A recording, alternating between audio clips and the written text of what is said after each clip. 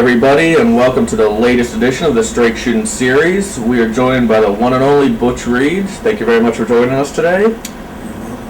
The date is October 5th, 2004, and let's start right at the very beginning of your career. Were you a wrestling fan growing up? No, never a wrestling fan. We were just, where I raised at, we just country. I'm from Warrensburg, Missouri. You know, and I've always affiliated myself through my career in Kansas City, coastal town, 50 miles east. But football, hay baling, and horse breaking, farm community.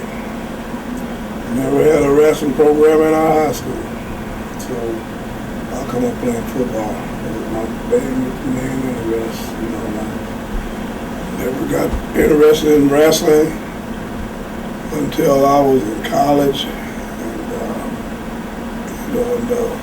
just watched them around there. I was watching guys like Rufus Jones and old Stomper. You know, guys like the Viking, Danny Little Bear, Harley, where he originated from. Yeah. And working for, I worked for Bob Geigel. Texas Bob Geigel, my understanding, back in his day when he was going around and bulldog Bob Brown, no doubt, the top dog. I could take that Central States trap off of him, except for maybe a month or two. So, but anyway, I never was a wrestling fan. Never was a wrestling fan. I'm a wrestler. And I love my fans, don't get me wrong, nothing like that. But when I broke into wrestling, I started with Ronnie Etchison. And he had a gym up there with Lauren Littlebrook in St. Joseph, Missouri. And that's where I trained. I trained in a midget gym. Yeah, you know, just a little shed out back of his house. And you only had wall space around that thing, you know.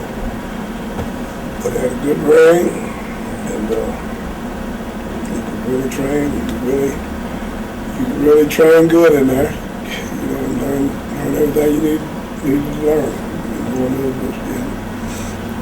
Roddy were a partnership on that school they had about a year. What made you want to get into the wrestling business then? Well, I was always interested in being a professional athlete anyway. I am an athlete, you know. And football was kind of separate. I played 2 years of football. Canadian football league? And old Coach Drew Berry up there, my coach from junior college out of Northeast Oklahoma, had him drifted up there, and he was a head coach up there. And then I come down to Kansas City for a year there. But I had an injury from college. I played in my hometown, Central Missouri State University. Always was hindering me. It was an ankle injury. I was a linebacker, and you know, it just slowed my lateral pursuit down. You know what I mean? Yep. I couldn't really lateral pursuit like that on this ankle. You know, and so. But anyway, in Kansas City, I was discovered by, I'll say discovered. But Roddy Edgerton was checking me out. I would just go to this bar. It was happened to be the wrestlers where all the guys go out Thursday night at Memorial Hall in Kansas City, Kansas. all the wrestlers, because it was owned by Bob Geigel, the promoter. So it was called Tender Trap up there on 12th Street.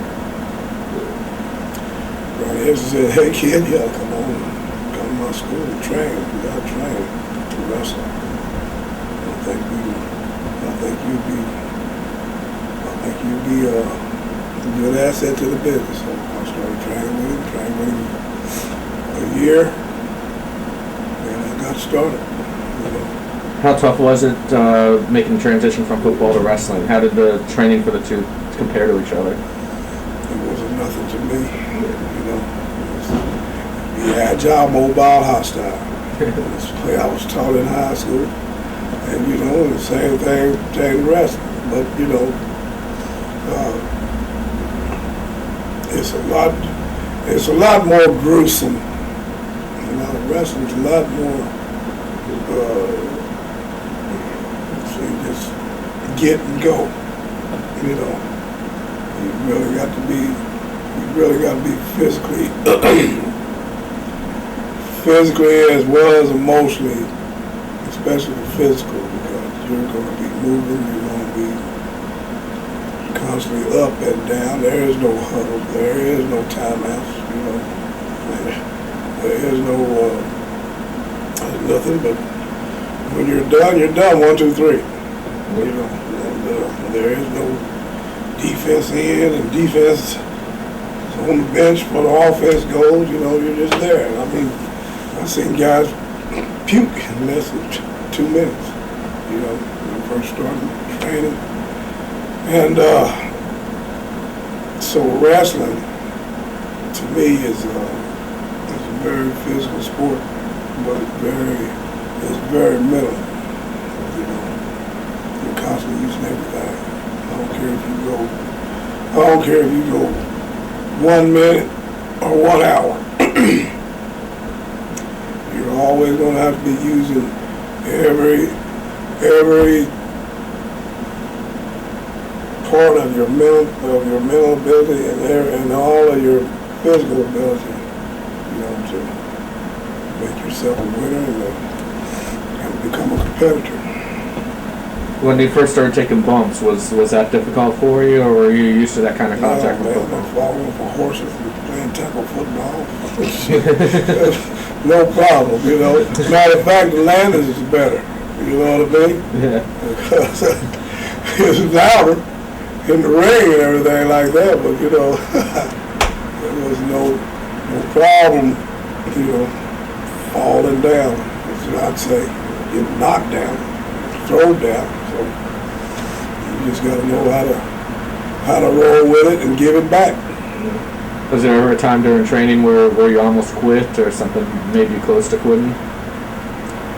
Yeah, some old coach or some old booker, some old promoter I don't want to be bothered with. That's what made me quit and get, Yeah. Money, funny, something like that. But that's the only time. Early in your career, were there any veterans that were particularly helpful to you, or?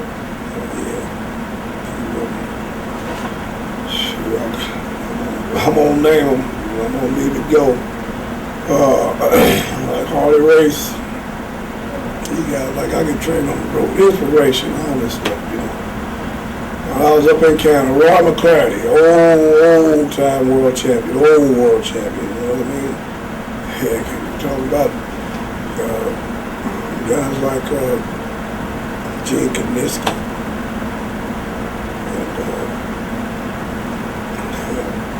What else can I say? There's all kinds of people. Rufus Jones, Big Cat Lad,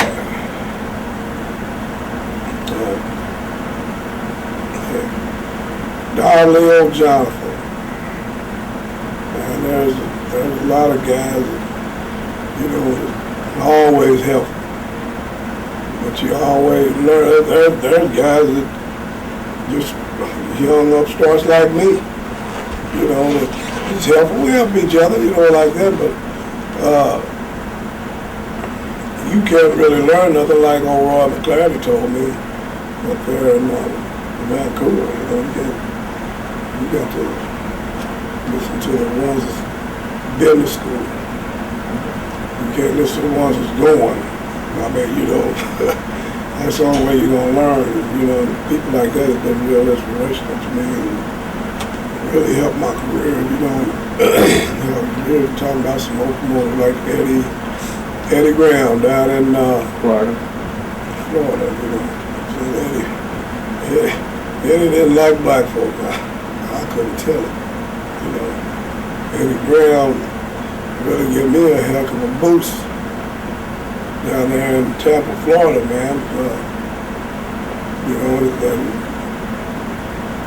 he was really kicking me up to be a future world champion. Also, David Von Erich was down there. Young guy in those days with me. And we were, with Dory Funk Jr. down there. That's a hell of a guy, boy. You just can't say nothing about Dory. Plain James, what I call him. Ain't nothing fancy about him. Ain't nothing all that good looking about him. But he was a wrestler. He was a wrestler, you understand? He's a guy that take you 1 hour. That's why I could do those 1 hours. I didn't think anything possible like that. 1 hour straight, in and out, up and down. And it's all wrestling. Wasn't a whole lot of punching, biting, kicking, or nothing. We were in and out of holes. We were just like waltzing. But we were wrestling each other. You know what I mean? And we learned a lot. Guys like him, his brother, even Terry, Briscoe brothers were down there. Jerry and little brother, I can't even think of his name right now. Jack, big brother Jack, world champion, imagine that. And Jerry, these people were all inspirational. It's just where you're think that you're going to get jacked around, or where you think that you're not going to get treated right, you don't have a chance, shit, it's not bad language. But everybody just like a family deal. Everybody stick together, but you're going to be in competition, and you're going to learn the ropes. And it's not the easy way, it's going to be the hard way. That's the only way you're going to learn. So, I think I had the best professional wrestling could offer, in those times, Now I'm at the point where, heck, I know I've been inspirational to people too, and that's what I've passed on to me, and I pass it on to other young guys that come up around me and everything, respecting with all the best, respecting you to the highest. That's what it is right there, respect. You're gonna have your ups and downs.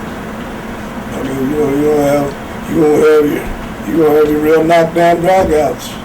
You're gonna bleed. You're gonna be mad. But being mad, that's deadly. It's deadly to you. It's really deadly to your life. It's deadly to your career and everything else. Any examples that spring to mind about that? Any stories that spring to mind about learning the hard way or being mad or anything early in your career? This one time in Oklahoma City, just get beyond it.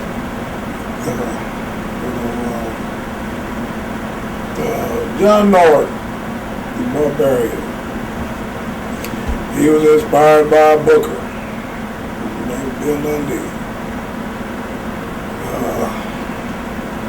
To do things his way. And hell what I say. Hell how it works with the whole old ring general in there, which is me. He's working with me. I'm leaving the territory, man.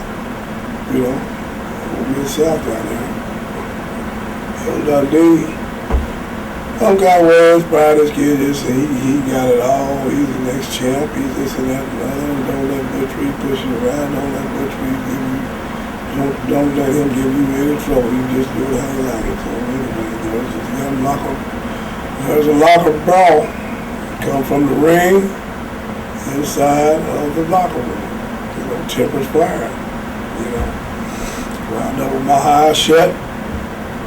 Wound out with his eyeball hanging out, and it wasn't good. And then I threatened to book her. Dundee, you next. You know, you want some? You got that. Bill Watson, you know, he put all that off, but you know, it just was like that. You know, there's a lot of testosterone.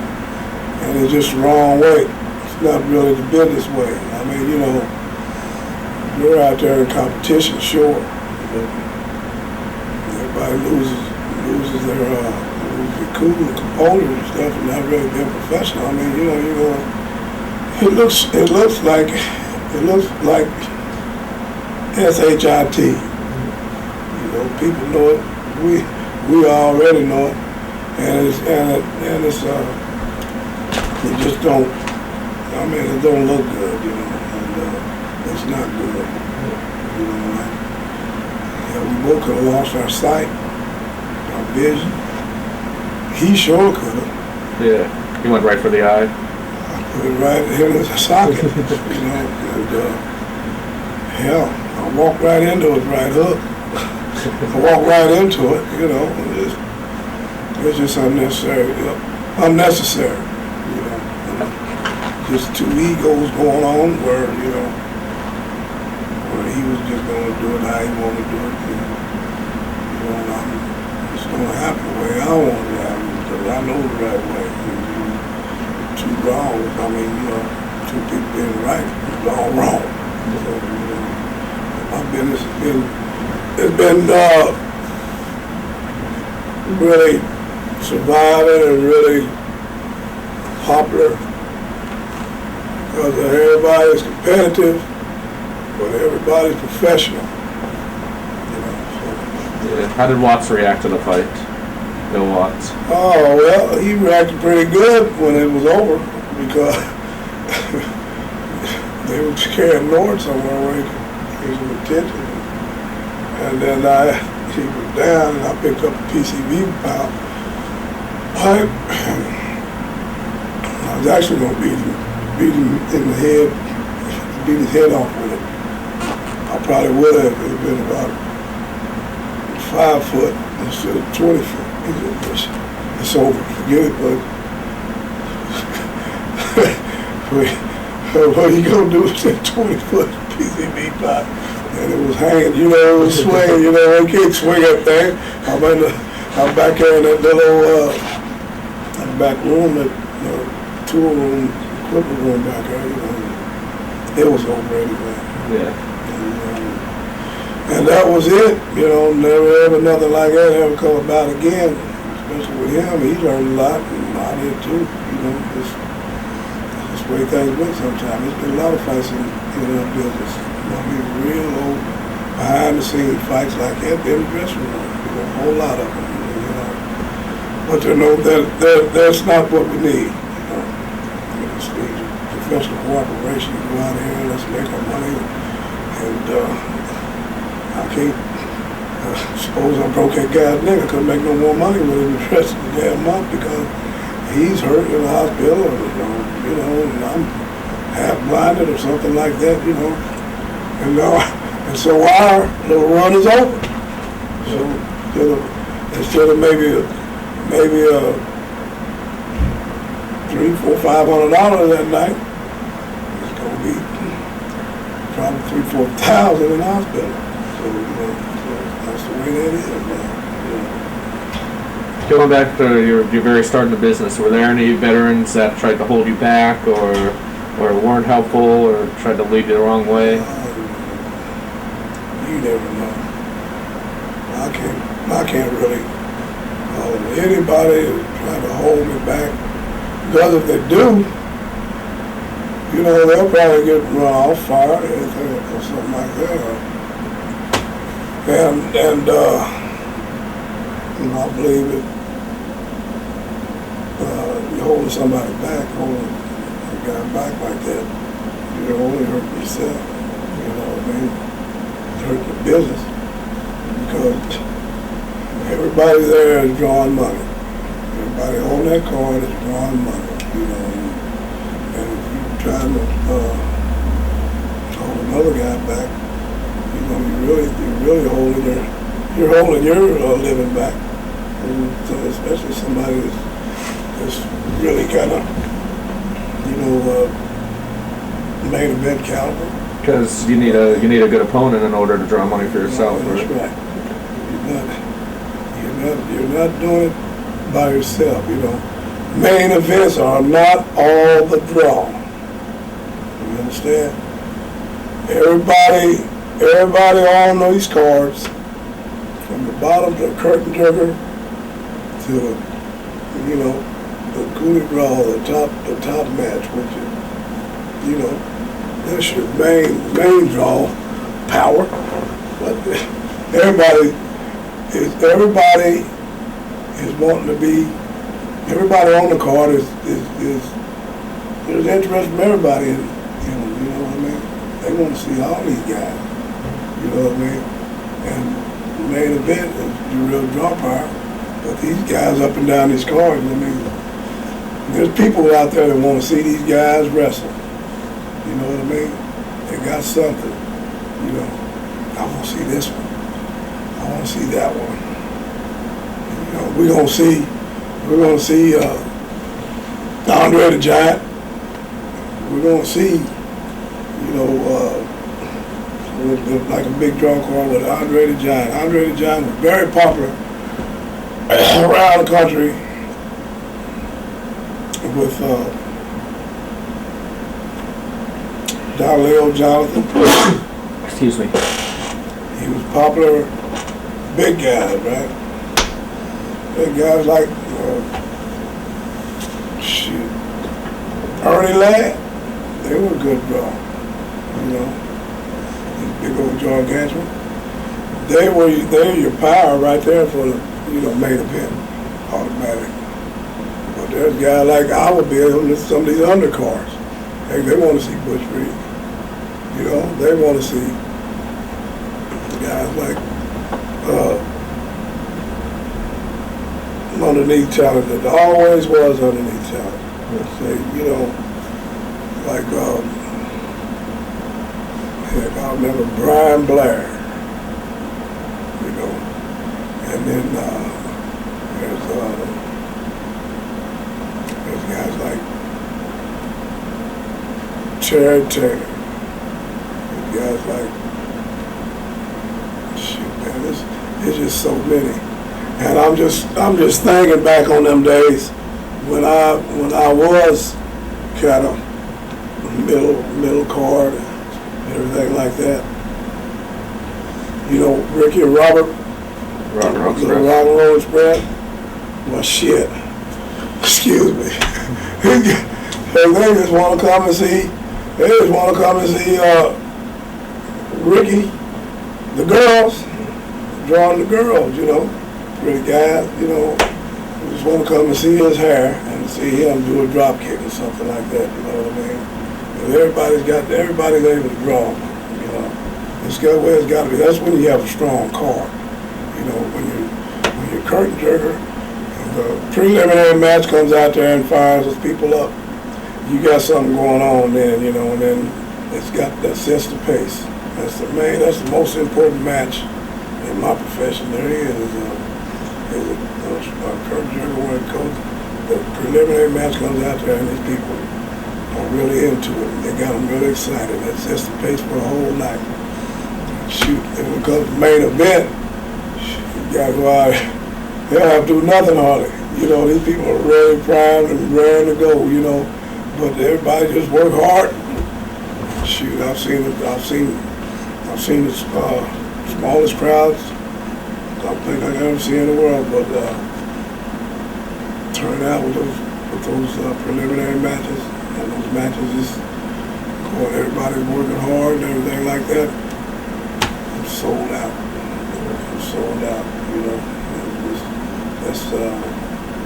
that's what you call really getting the interest up and down the card. You know, so the way you make money in my business. Now, after you trained, you went to Florida, right? Or was there another territory before that?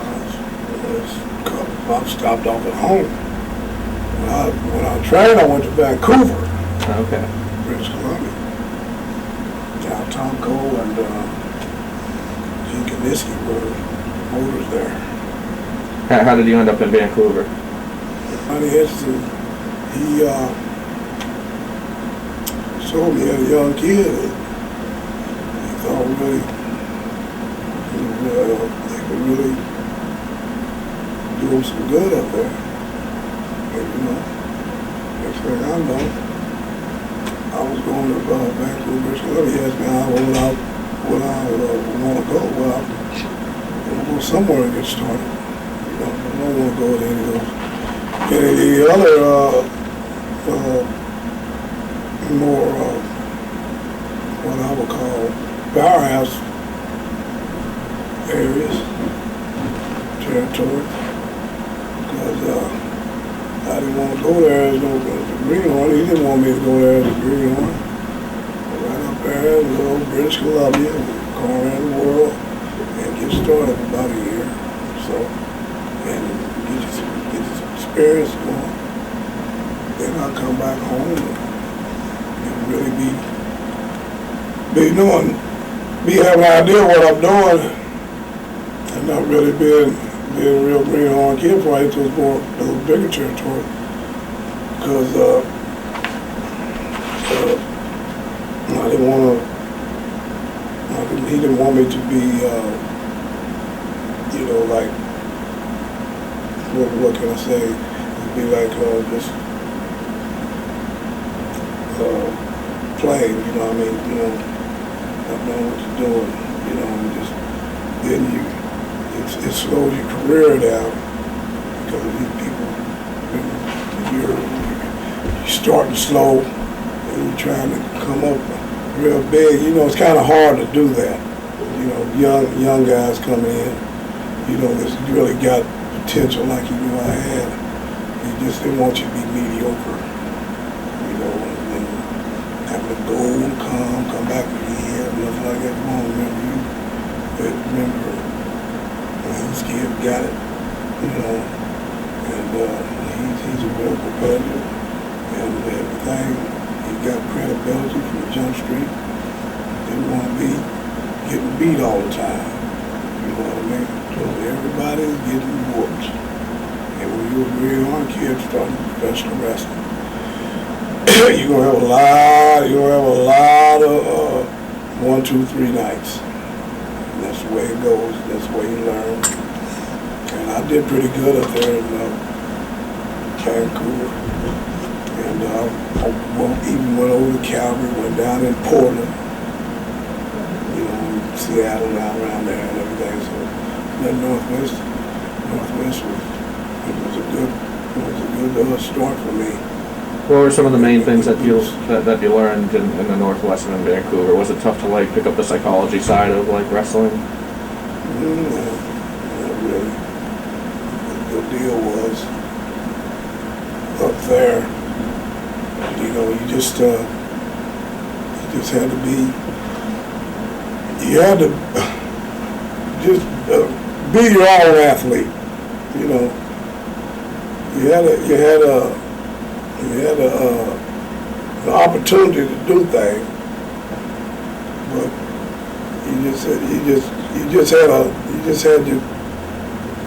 you could just go on and just see. I think I knocked this mic on. You can do what you want to do, but you're either gonna make yourself or break yourself. You know,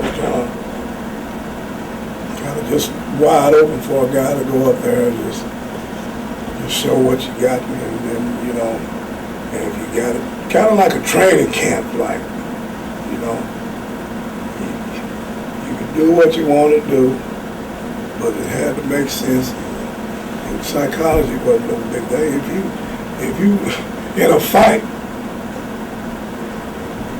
you fight.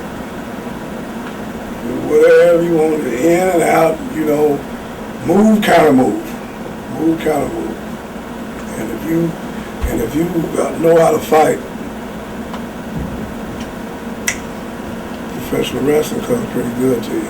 There's a lot of people that do know how to fight. You know, they're kind of just there, warm body. You know, so. You had all the opportunity in the world to do your own thing, but you gotta put it together, and, you know, and just jab, punch, kick, slam, backdrop,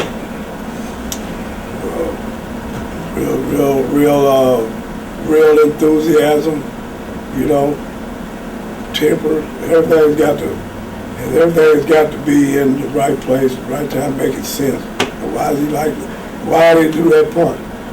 Why did he bite? Why did he get all excited like that? Why is he mad like that? Because some guy's been beating on you for the last couple of minutes, and you know he's been pulling your hair, and you know you're pulling your trunk. Yeah, you come out of that and you fire up, everything. You know, get those people excited. They want you to come back and beat him up anyway. That's what he learned, you know. Then after Vancouver and Portland, where did you end up? I had to come back home. Went back home for a while. I was with Bob down in Central, down at home, Kansas City. Did you work for Bob Geigel at all? Yeah. What was he like? Bob, he's a very good man. He's a fair guy. And, you know, and if he likes you, he's going to really give you all the opportunity you need. And if other people that he knows, you know, gives a good word for you, it goes a long ways. These promoters like you around the country and stuff like that, man. You can go just about anywhere you want to go, as long as you have the talent to hold up and do your job. What were some of your favorite matches or guys to work for about Geigel? Man, I've had some good matches with guys like, you remember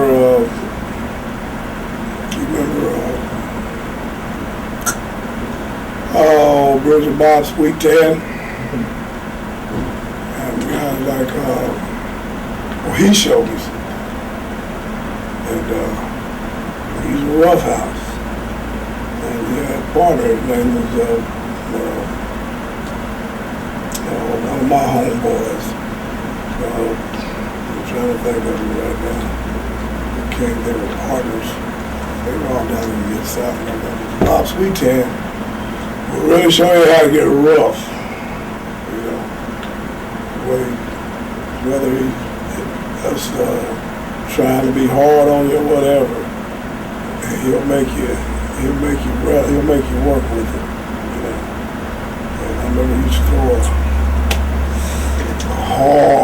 hard forearm to the gut, coming off the ropes.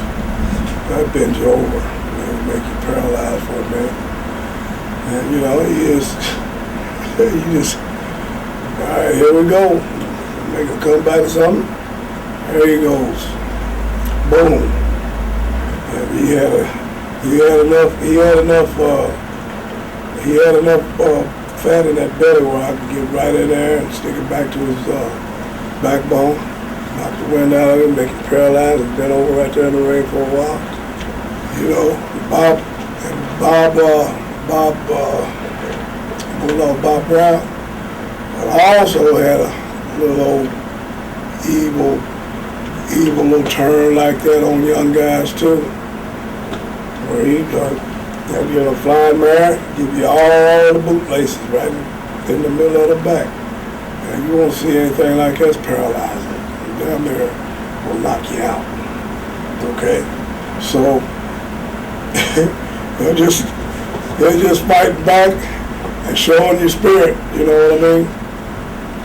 Keep doing that to you. And then when you finally show that you got it back, you know, you got all the respect for you. I did it to Bob Brown one time. Give his medicine back. It keeps so hard with that shoelace kick. Well, Bob wore dentures. He spit him over in the fourth row. He spit him over in the fourth row, brother. He was just like that. So if you, and heck, we got a kick out of that, boy. Everybody in the building was going nuts, you know. Heck, after the matches and everything like that, the fans was out there trying to sell him back. Hey, Bob, you looking for these? That was a good highlights of my career, man. Things like that, you know. And then we talk about something like that today. I don't know, it was back in the 80s sometime. That was real funny. I'm glad I did it to it. Never had to worry about them shoelaces no more. You know what I mean? Then why did you end up leaving Geigel's territory, and then where did you go after that? I just had to go on. Like I said, I went down to Nashville for a while and had to do this. Wasn't long. His money was funny. So, like I told you in the car today, a $15 payoff. Brother, I was doing good, make about $150. You know, I hurry up and caught that next bus smoking out of town. You know, went back home too for a little while. Went down to Oklahoma. So, Bill wanted to go. And that's after him and Bill Watts already split. As you see, that was all McGirt and Watts promotion there. Like the Mid-South then, you know. But Oklahoma, Arkansas, southern part of Kansas. Let's see what else. Any memorable matches? That was the north side. Yeah. Then Louisiana, Texas, and down there in Mississippi. They were on the south side, so I worked for them. The moral matches down there was with the Destroyer. You know, he and my partner on there, we'll forget. What I'm thinking about. Oh, heck. Yeah, you remember Eddie?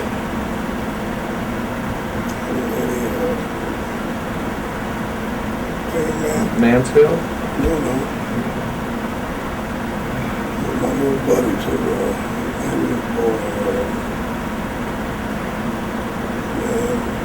what's old Tennesseans, and used to remind me of who's the man that played in the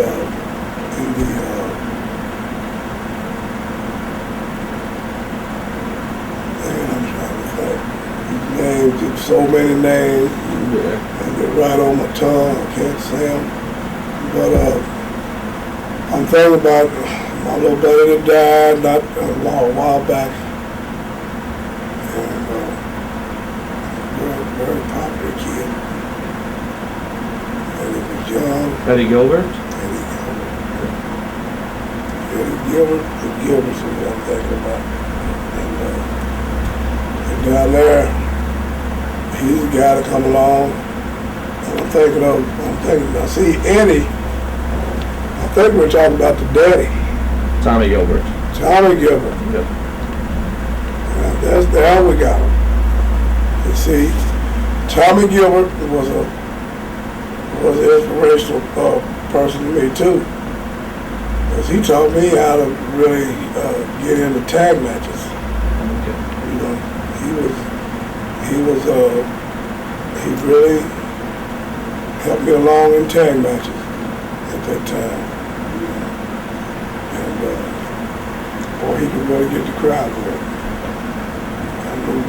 Not no real great body or nothing like that. But he knew the psychology, he knew how to bring him up, bring him down, you know. And when he made a comeback, when he give you a hot tag, well, you better be ready to be smoking when you come in there, you know, and shit. I used to come in there, he used to get the hot tag, then he's beat up so bad. And these people were actually going to be trying to come in the ring and help help Tommy out. And when he give you that hot tag, you better be the house to go in there and start. Everybody's getting whooped, both the heels. If you got a manager, you better be getting on him too. You know, and the heels get to flying and everything everywhere. And then we get in all big four-way smiles. He gets himself back together. He comes in there and starts slanging and banging. Oh, well, we got them standing on their feet. And when the 1, 2, 3 goes, they're raising our hand, man. We got the roof raised off that place. Yeah, Tommy Gilbert. What was he like outside the ring? Real good. A lot of fun. You know, a lot of fun, Tommy. There were a lot of miles with him. And later on met Eddie. You know, God bless his soul. And Eddie always looked up to me. Everything, his little brother. My little brother coming along too, Doug.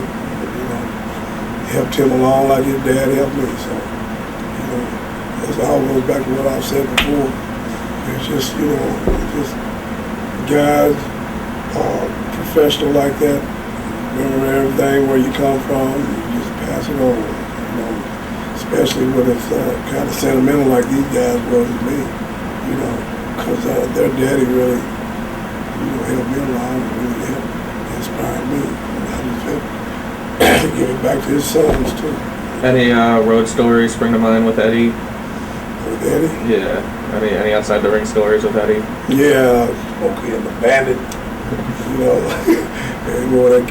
Tommy. I'm talking about Tommy really. But Eddie was a lot of fun because I remember he was in Kansas City. And the older guys really, Eddie was just young buck, young kid at the minute, you know. He first started getting away from down there in Tennessee and everything, up there around Kansas City and Rufus and some of the guys up there, and I'm trying to think about Terry Garvin. And, you know, Terry's kind of, you know, he's actually the New York clan up there. I would say nothing else. But anyway, they all riveted him, you know, and telling Eddie, you better watch Terry Garvin, man. When you're in that shower, you don't bend over pick up a soap. And you know, Terry would come in there and rib him too, you know. They all got with the program. And Eddie was actually frightened. I mean, he was actually petrified with Terry Garvin coming in that shower. Because Terry was back there, he was working in the office with Geigle, and he was also refereeing too, you know. And he come in there. There's my boy. Eddie, how you doing? Come here and wash my back, kid. Run out of the shower, man. Hey, boy, they had him so doggone scared. It was real good, though. Shit. You know, it was really, that's some funny stories to me, you know, like that. And then how'd you end up working for Bill Watts, going to that territory? Well, you know, him and Eddie Graham were like, you know, Eddie Graham started Bill Watts. And I was working for Eddie down there then. And I was ready to go. Ernie'd been through there. Ernie Ladd? Yeah, Ernie and Bill. They are all right, bro. His baby Bill was a lot of money, you know. And they heard I was ready to go. And he said he wanted me to come back, so he's going to send me, let me go down there and work with Bill for a while. Bill didn't know if he wanted to use me, nothing like that. I heard it was Booker down there and everything. I went over there after I stayed a little while in Georgia. You know, and went over to Mid-South. Made a home, bro. And I stayed there longer than anywhere in this whole country, whole world. And I stayed there almost 7, 8 years. I was 3 or 4 years, lived in Baton Rouge. And another 3 or 4 years lived in Shreveport. And what were your first impressions of Bill Watts?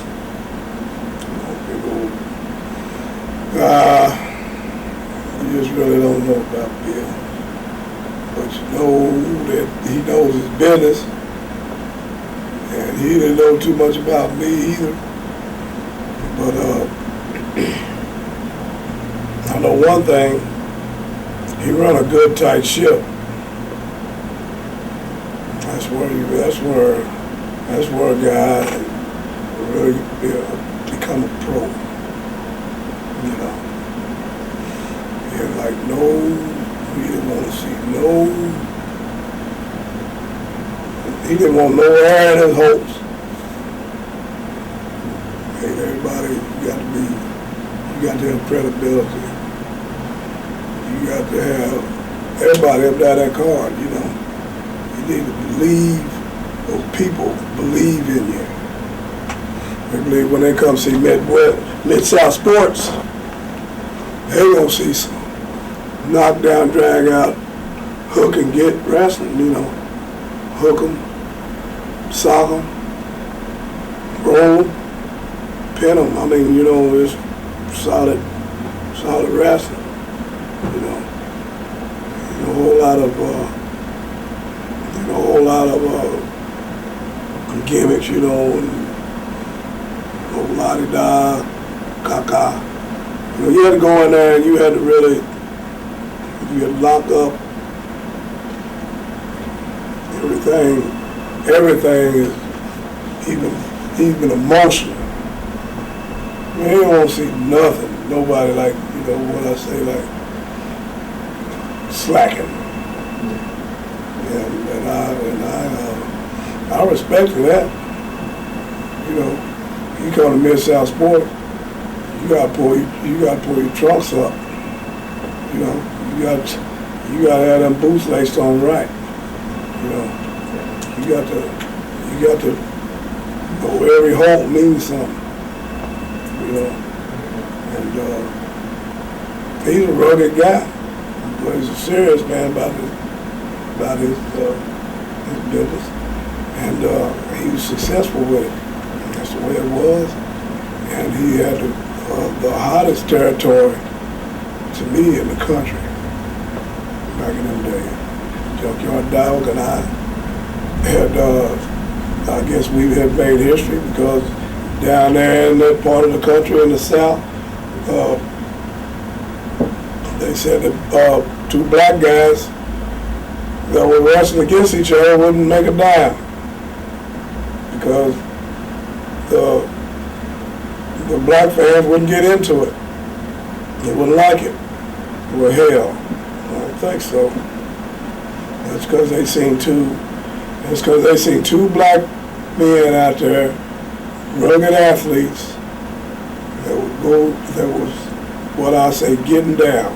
They was thumping, they was bumping, and I done some of the most dirtiest trick to get this heat and get this going behind Bill Watts. And last I painted Junkyard Dog yellow on I guess it was nationwide, I don't know, but it went nationwide. Buddy Landell and I, it's a despicable act. A black man painted another black man yellow down his back, and I had the help of a white boy out there. That's my protege. brother, Buddy had to fight his way in and out of some places, you know. And we had heat, I mean, people actually be waiting on us sometimes. You know what I mean? Yeah. Did you ever fear for your safety from the fans? Did you ever fear for your safety from the fans? Sometimes. You know, but didn't really worry about it. Just watch my back. I've had rocks thrown at me. I've been threatened by the Klan, all kind of stuff. I mean, you know. All I did is just steady, show no fear. You know. But that was really the hottest issue that I had in the business, as far as I'm concerned. That was the hottest draw card in the business for me, and being steady as it was. And you know, and it's really sentimental. Dog, he's gone now, bless his heart. And but we were just like brothers. We were on that ring, man. These people gonna see another brutal match with Hacksaw, Butch Reed, and Junkyard Dog, you know. And they really believed it, successful with it. I'm really proud of that today. What did you think about teaming with Buddy Landell? Nah, it's good. Buddy was good. Buddy was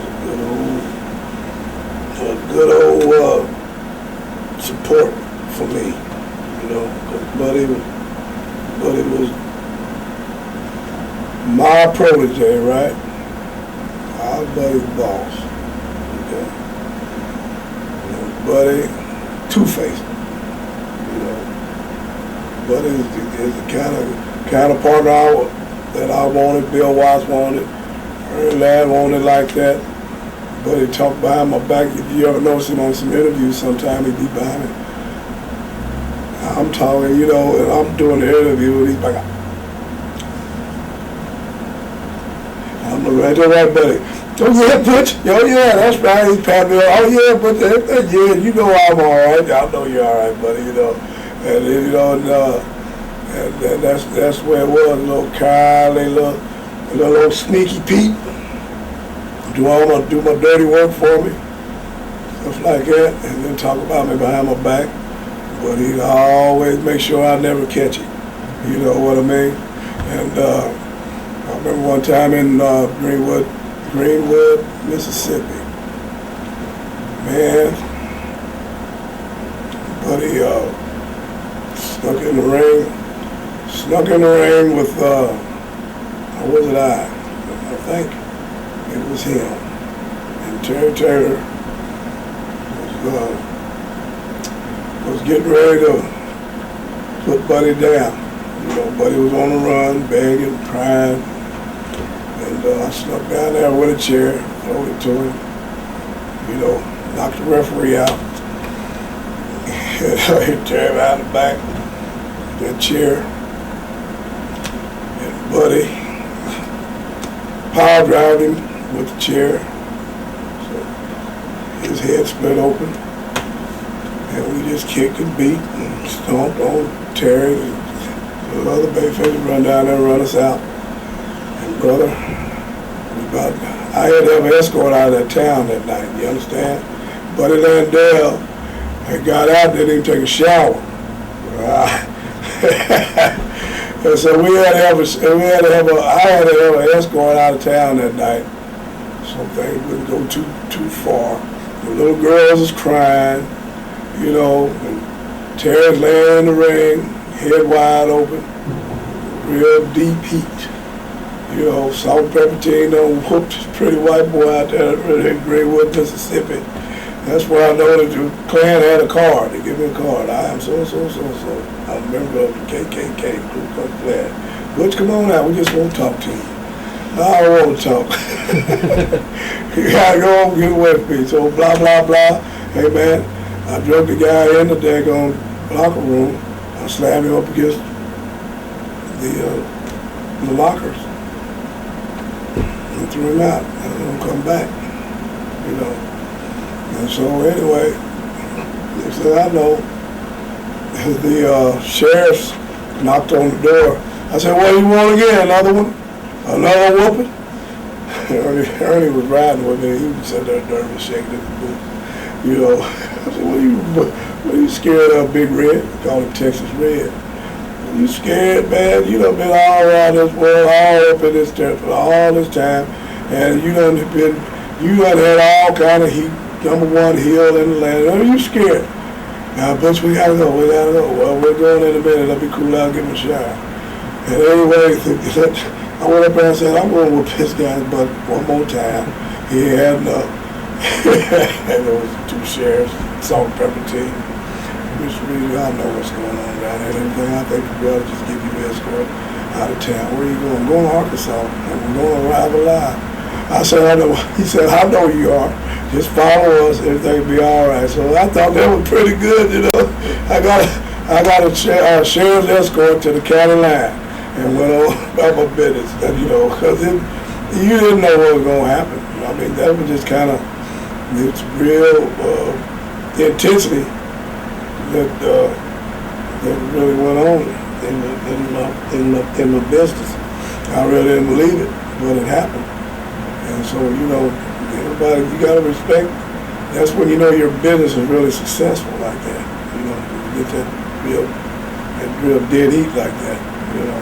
So I'm being proud of that. It means that, you know, I'm doing my job, and it's at the peak.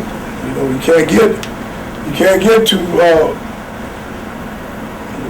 much more wrestling drama than that. You know what I mean? You just told us that story about the KKK. Was there any other instances of racism that you experienced in the wrestling business up until this point? Yeah, I think I've had a pretty good one. I was in Mid-South.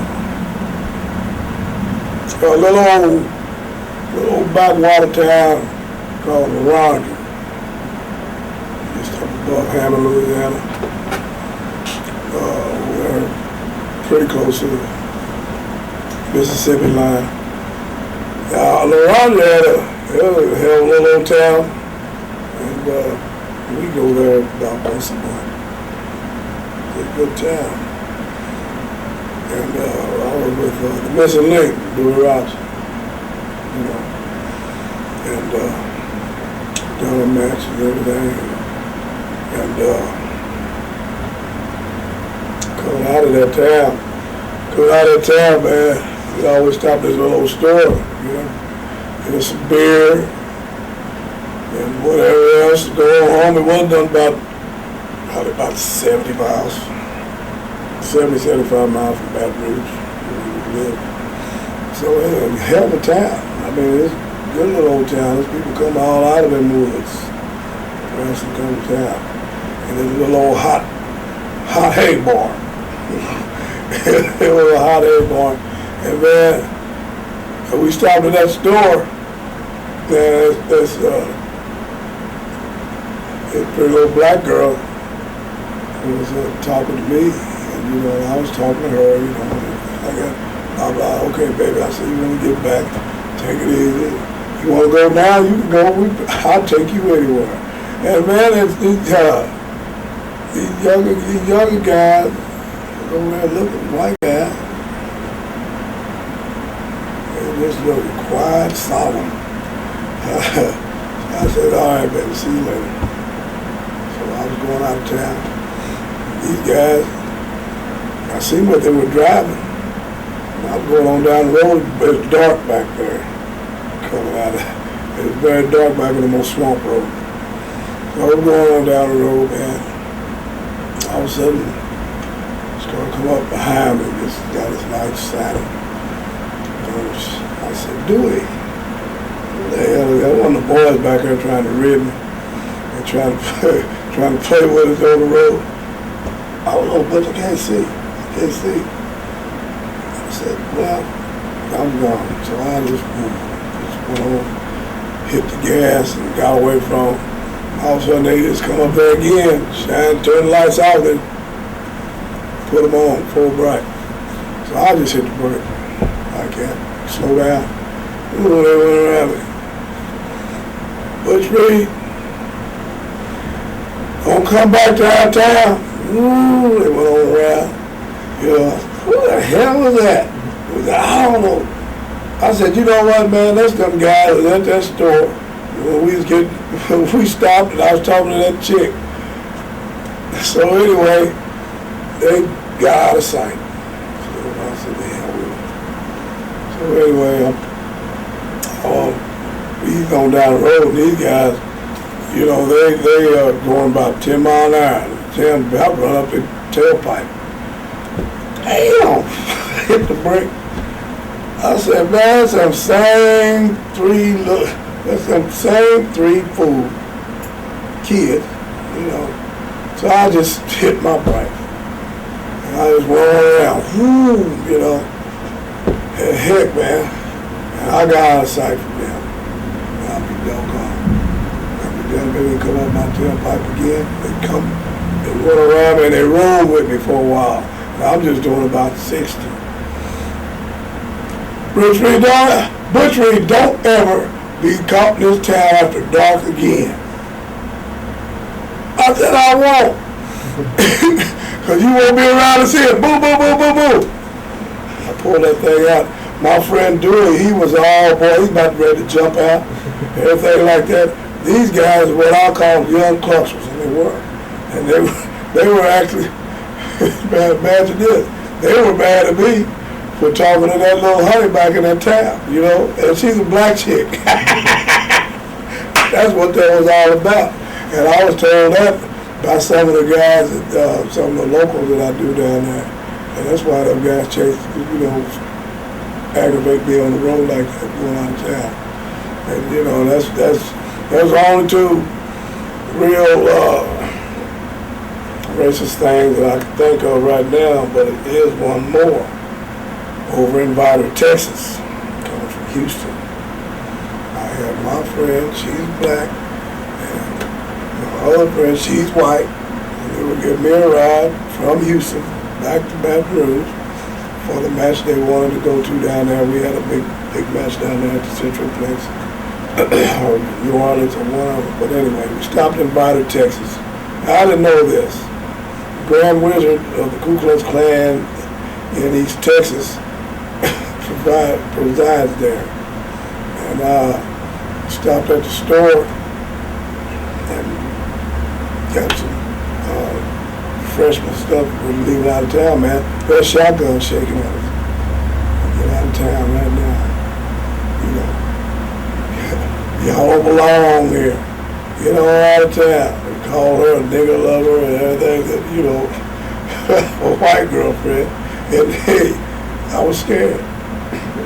And I still had that 357 rifle. You know, it was kind of like my insurance policy. As long as I didn't catch a plane, I'll take that insured by Smith & Wesson with me. You know what I mean?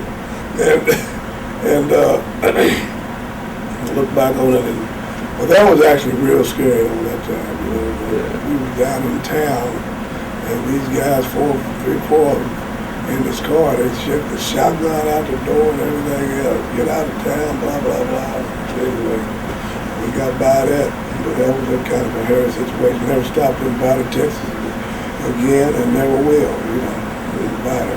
How about from within the wrestling business? Any racism from like people in management in wrestling or any of the other wrestlers or anything? Oh, yeah, man, but you know, it's just, it really wasn't nothing real serious or nothing like that, you know. There's racism, but it was straight out, you know. Hey, Dick Murdoch wouldn't be ashamed at all to use the word nigger until he learned who was and who wasn't. You know, you just had to, you know, you just it's not going to be that way. You're not in Waxahachie, Texas, and you're not talking to You're not talking to none of your little field hands down there neither. My name's Bruce Reed. They spell that with a capital R-double-E-D. They don't call me anything like that again, Murdoch. I'm so happy I try to beat all the pimples off your white butt. Now, I ain't out with your white ass. I just put it like that. That's all there's to it. And Bob Orton Jr., he was raised over there in South Missouri, you know. That's just where he was raised, you know. They didn't have no shame about the word nigger. But, you know, he just had to get your respect. Not gonna be like that. Not around me. You know. Anywhere else behind my back or anything like that, okay. But just be careful, because the word just doesn't stick too well to me. And Buzz Sawyer, he was another one. I really knocked him out on Nationwide TV one time, called me a boy. Really? Yeah, in Georgia. And, in a match he did or something? In an interview. He was talking in my interview. And he said, he called me a boy. And Gordon Sully, remember him? Yep. That's my old buddy. I'm sorry, I knocked him. I knocked him down. Gordon's a hell of a guy, you know, and one of the best wrestling announcers in the whole world to me. I mean, shoot, man. If you wasn't looking good, Gordon Sully could put it where you were looking like $1 million out there. And I had to apologize to Gordon because he was in the way, and I just knocked Buzz. It's like a run-in on the interview? Yeah, it's right here, like we're on the camera right now, and he just buzzed in there. And he got to call me boy, and I just, Mr. and Mrs. Roosevelt Reed didn't raise no boy. And get up and let me show you how a boy play with toys some more, you know. That was actually really another little racial incident there, you know. And it was right there, and it was good. Now you had down there in that army behind that. You know, that was really good. I remember, you know. I just took it real overbearingly serious about calling me a boy like that. And it worked. It made some money too. Now, you had a program with Dick Murdoch too. You had a 57-minute match. Oh yeah, Captain Redneck. Yeah, did you have any problems working with him or anything? Oh heck no. Okay. Sometimes I keep laughing all the time. Me and Dick was good friends, man. He's an old Texas hit cowboy, and I'm old ridge running cowboy. And you know, we drank plenty of beer, everything else. Dick Murdoch was one of my good friends in the business, man. Bless his heart, bless his soul. You know, have no problem. Shoot, he's just one of them kind, you know. It's just like this. You just got to get your respect. And it's going to work one way or the other.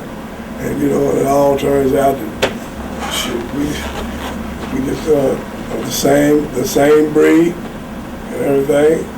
And just got along real great. Worked together great. 57 minutes, any kind of 60 minutes. And Dick Murdoch was going to go out there and get the job done. And everybody's going to believe that Captain Redneck and Hacksaw Butch Reed and Hacksaw Butch Reed, they're going to the wire, going to the limit. You know. Then after we're going to bruise and get ready for the next one. Looking at your babyface turn in Mid-South, what did you think when you were told that you were going babyface? You mean turn? Yeah. Man, you know, it was good, but it was also, you know, kind of touchy for me because down there, you know why I turned down there, right? No. I turned on dog. Okay. Okay? Down there in Deep South. You know, and it was good, but I didn't know if I would ever change right there like that. You know, because I was getting I was getting on real good as a babyface. Y'all was, he's a top man. You know, we were tag team partners and everything, buddy, lottie-dottie. And a black man turn on another black man like that down there in the South like that. You know, you could just go all the way to the top like I made it. Or you could hit rock bottom. You just couldn't draw. Just wouldn't be able to draw, flies to doo-doo, as I'd say, But I just really didn't want that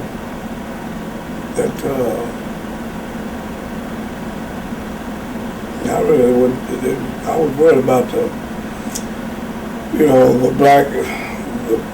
blacks, how they felt about me down there turning on dog like that. But brother, you talking about a wrestling guy. You talking about Junkyard Dog back down there at that time.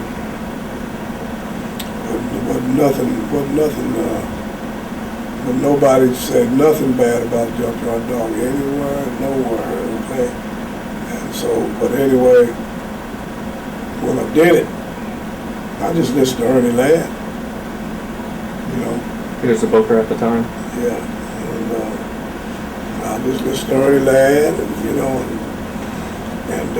because Ernie's done been there before and everything like that. He's a booker, he's a coach of mine, He's another one of my inspirational and trainers in the business, Ernie Ladd was a master psychologist, and he could work, what I say, he's the kind of type of guy who can work with a broomstick.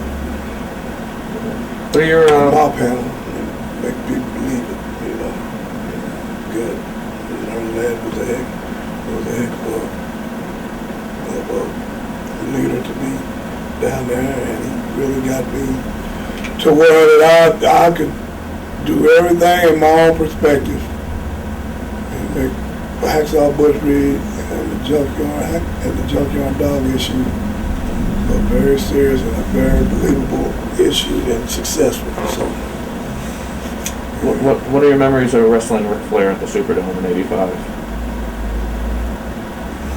Big time, but Ric Flair, 60 minutes. Yeah. It was easy. It was a cakewalk. Rick wrestled all over Florida. 60 minutes every night. I was tired of seeing him come. I Flair back on the card again. Yeah, but you got it. Oh, hell, 60, man. That again, but Dory Parker had already, had me trained for them 60 minutes. I used to go at least about twice a week with him, 60 minutes, for the North American Championship down there, And so with Flair, man, I'm talking about 6-7 days a week. Sometimes he come down there and he'd stay for a week, every night. I ain't lying to you. So, it's not that I couldn't take it. But, I'm tired of spending so much time. I want to get in and get out of here. I'm ready to go home, But, there couldn't have been another person that I could ever say in the ring working with that you could ever get it too much better. Yeah. Rick, true mechanic. He's a true mechanic. Working something. Had me working in the thing that I didn't think was doing. We could arch up.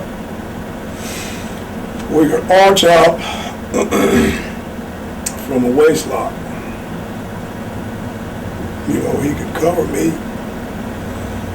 I could just actually bow up and we come up and I switch that thing. And I switch it, come out into a full Nelson, a waist lock. Belly to back. And It's just like it just come to me natural. The way he did it, you know, he had a legitimate hope, you know. And this is some things that's his trademark, figure four. I could reverse it on him. He'd go for it. I could snatch him by the hair and wind up in a small package, you know. Ric Flair, you know, up and down. Not laying in holds or nothing like that, you know. We're up and down, back and forth, you know. It's a wrestling match. It's a professional wrestling match, you know. And, but there is not a better mechanic. And he learned from the mechanics too. He learned from the Funks. He learned from the race. You know, he learned from old Jack Briscoe. You know what I mean? Yep. And there wasn't no better of a world heavyweight champion. Ric Flair, had a pleasure to work with him. And when you work with him, you made your money. But it's like easy money, and you know, and it's like shit. It wasn't nothing. You know. It was just good. And the highlights of me and Flair, we went around the country too, bro. You know, Butch Reed and Ric Flair was a hot item. And it happened, it all got originated down there in Florida, you know. And he made me hot. He actually didn't want to work with me back at that time because, you know, younger guy starting out in the business, you know, he didn't think he could draw with me, you know. But with the Gorilla Slams and all the bounties that Eddie had set down there, Ric Flair just to have me took out, you know, by Brody, by big old, and I'm thinking of, and I had all these guys that really set me off. And I'm thinking of one big man, y'all have to help me, man, because I'm thinking of, I've got to think of this man. And I don't know why, you know how it is with me, and I'm getting on the tip of my tongue, but I know I can't say it. What territory? What's that? This is, like Bobby Duncombe. I'm thinking of him right now. You know, and I'd have people like, who else would I say? Come down here. I'm going to tell you. I'm going to tell you. Don't worry about it. But I'm thinking, when I say this man's name, everybody's going to know. Cruiser Brody? Big, Bruce Brody was one, okay? And then it was,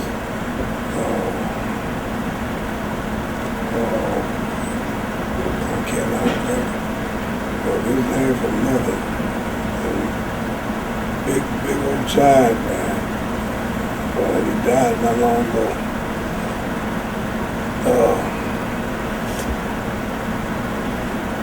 It's just, I just got to say his name. But anyway, back to where we were with Flair, you know, this gave me a real good boost to all these big old giants and really rough heels coming in to take me out from Flair because they take me out of running a competition of the NWA title. And so when Ric Flair and when I got through all that obstacles, matches meant something, you know. And I had a good start to credibility, you know. I was getting that name, you know. I was getting that draw power because Ric Flair had it, and the charisma and the color and everything like that.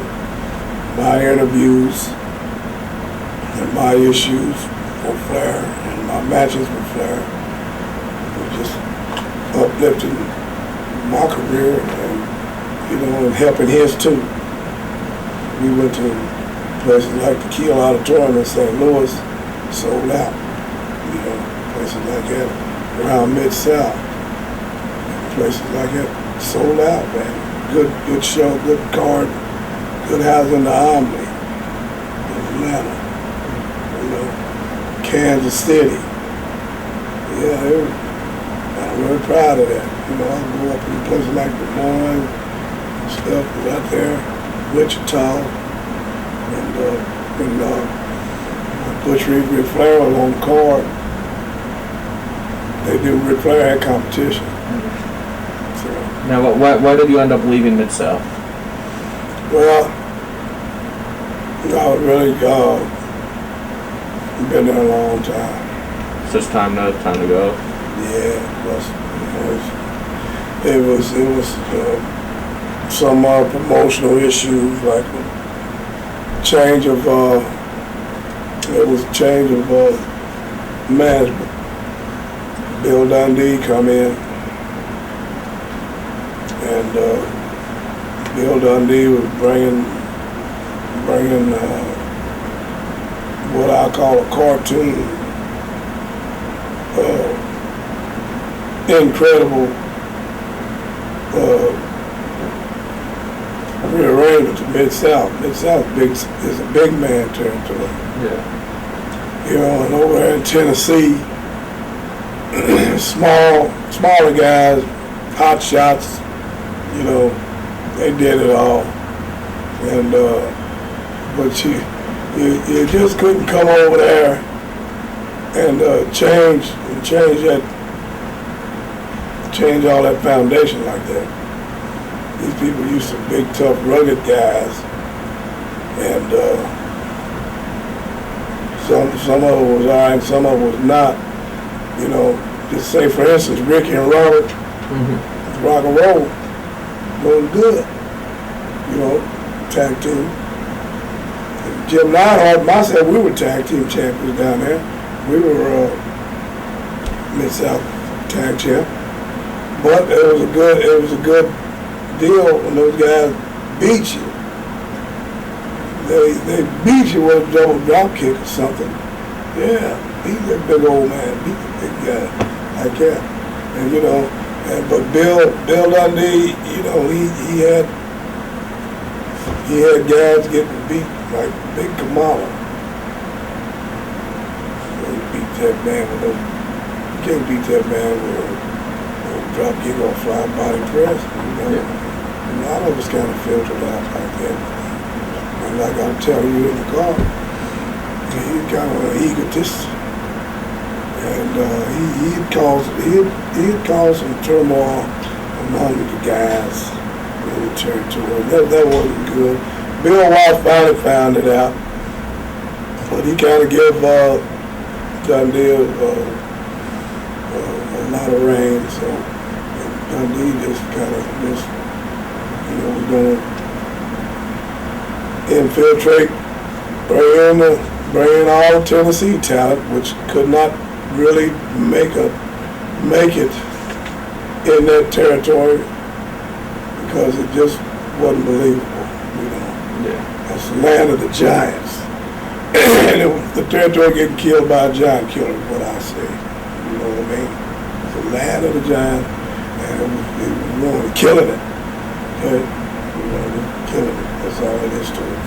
So that's part of the reason why I left too. Now, how did you end up in WWF? Big cat, early lad, and with an idea,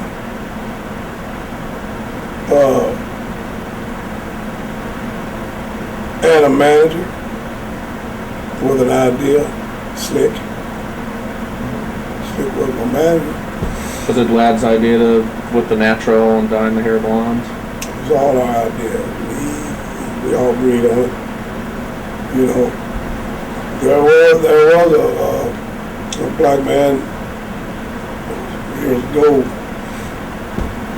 that had Sweet Daddy Siki.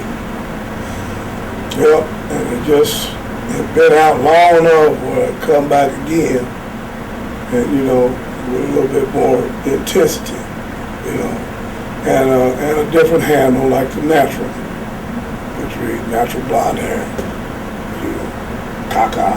But you know, it's my gimmick, it's my thing, you know. I'm the natural athlete anyway. Period. Just natural everything, you know. It really worked out good, you know. Had a good run with it for a couple of years. What was your first impressions of Vince McMahon? Oh. You know what? Vince McMahon, boy, he bring you in. And, you know, Vince gonna give you all the shots you need, you know, and work with you and everything. But you know, you had to do it. I mean, you had to make his discovery work. You know, because everybody that ever went there, you know, they had to kind of change their handle. Yeah. They went to the WWF, you know, from the old WCW, NWA, you know, like that and everything. Because he was just, you know, that was his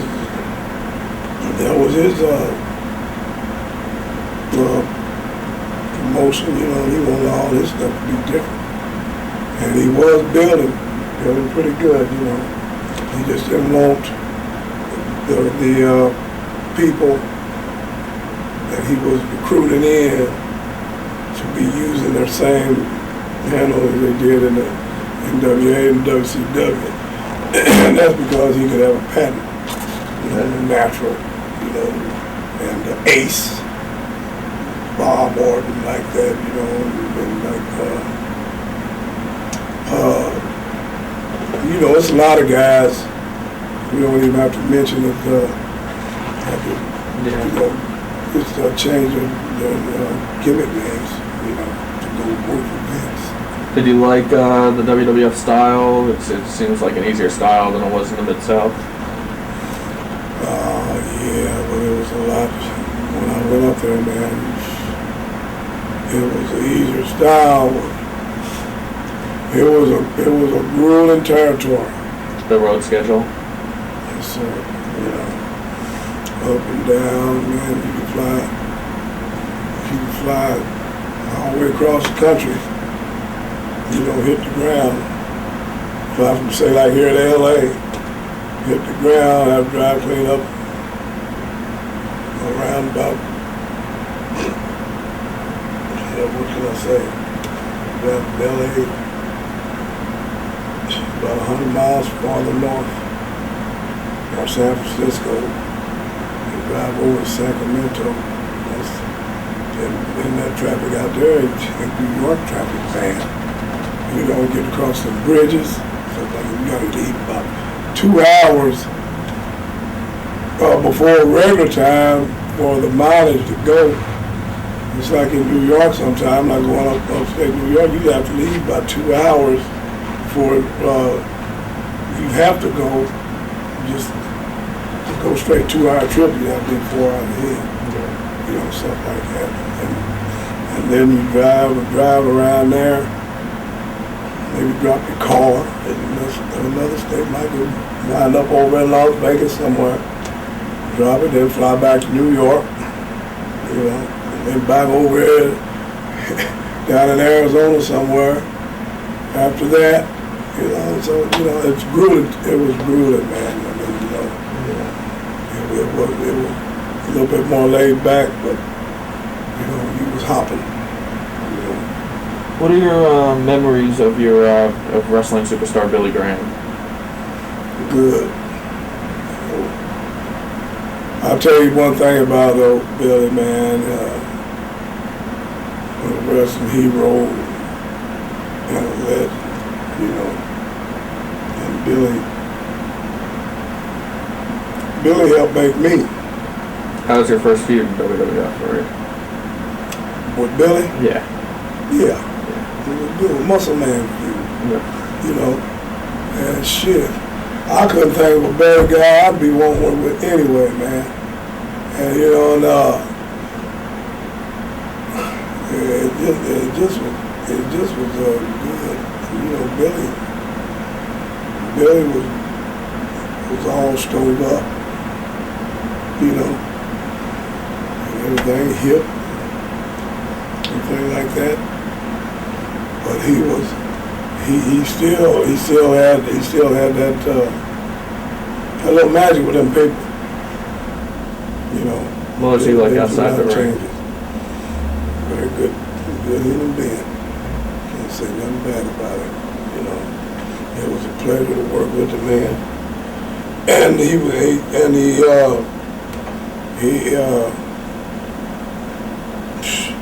got all my respect. I want to be like him.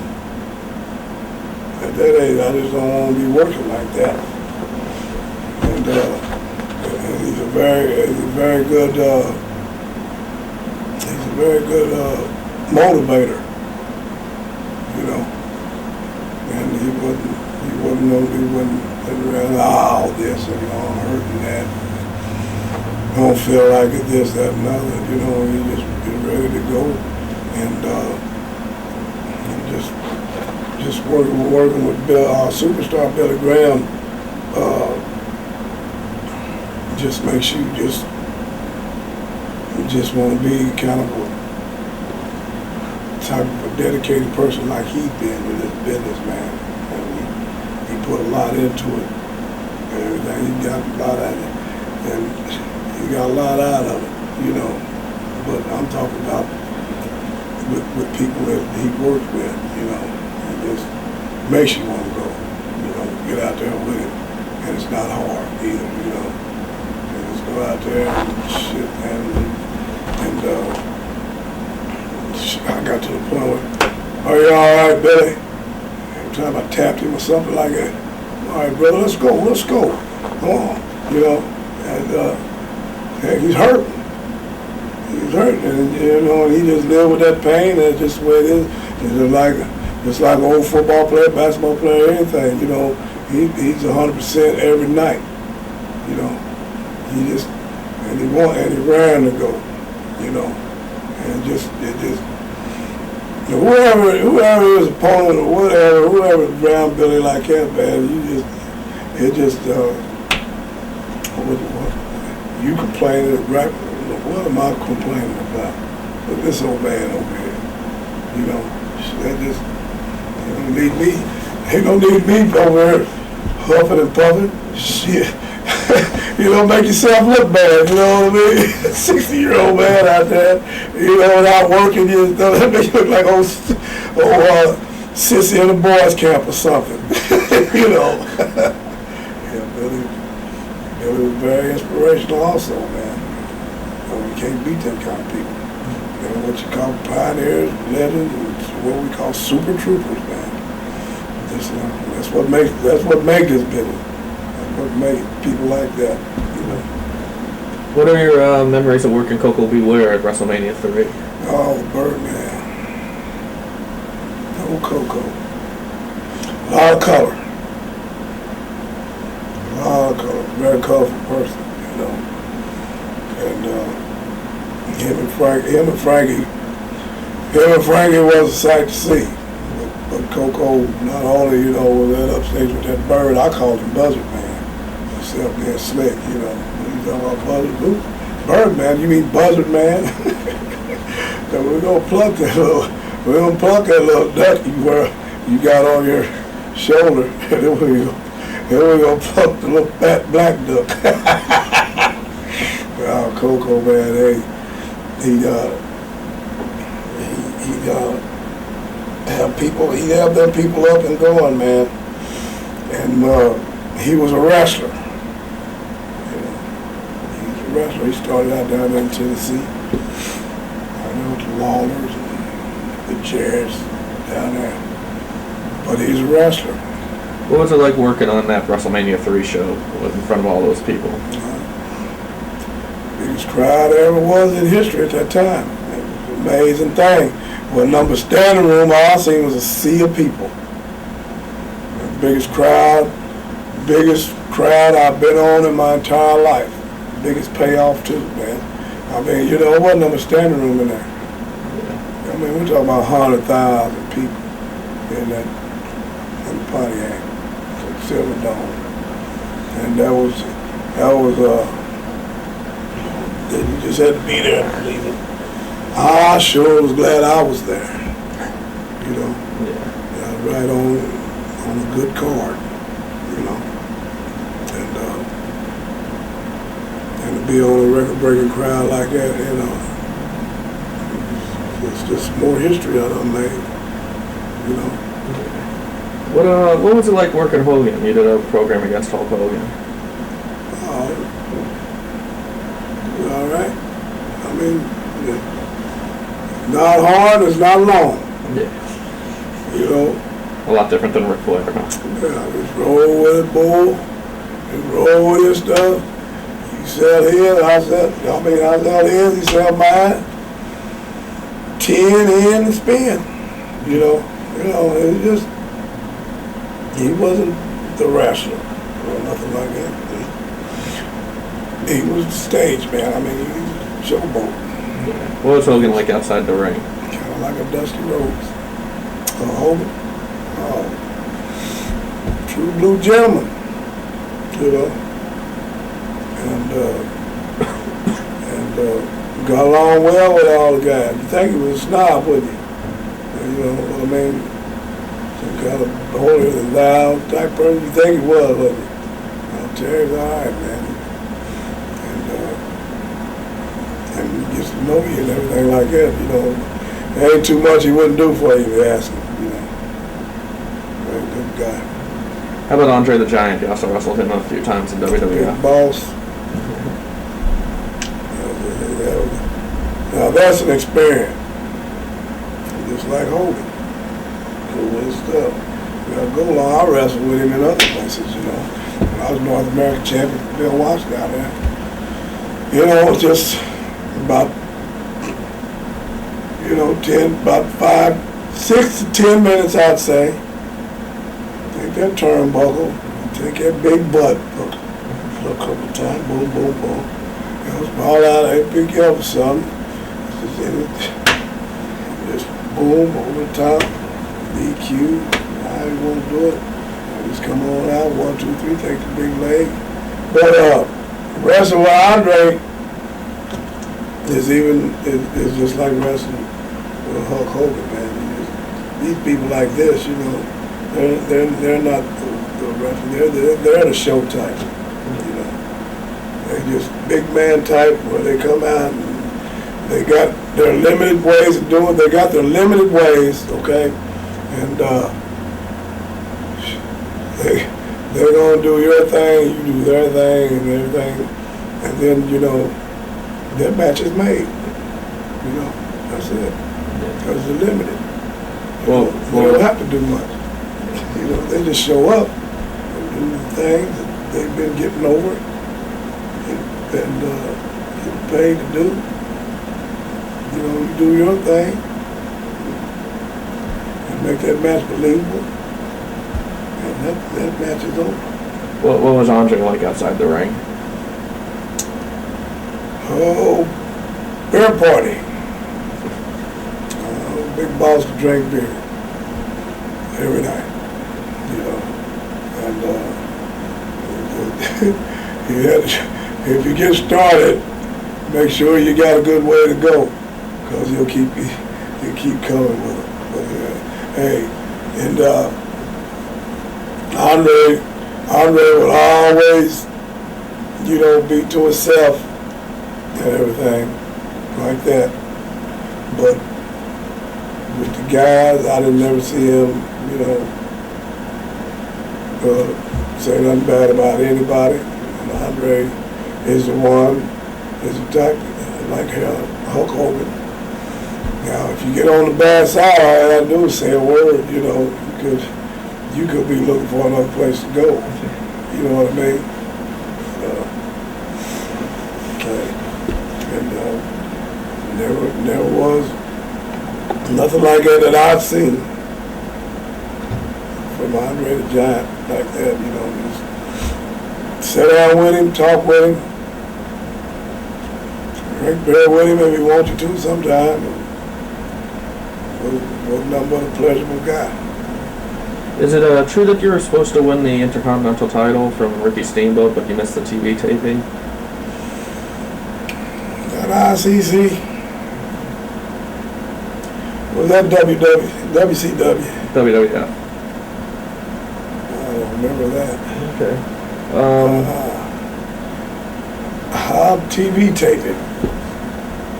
Yeah, it's supposed to be like right after WrestleMania 3. Yeah, you see that? Now you got me. Yeah, you got me. You know. No, that's never happened, man. Okay. You know. What are your memories of WrestleMania 4, the one in New Jersey where you lost in the first round to Randy Savage? What was that like? The deal is with Randy,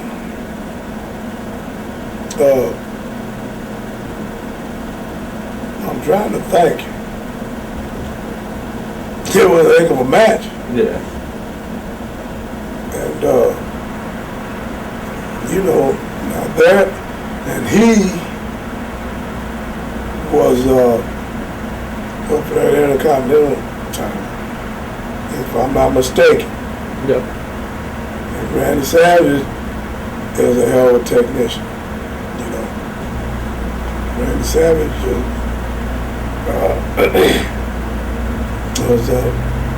he could beat you with a wrestling hold just as quick as any guy that could put you down with a submission in the whole business.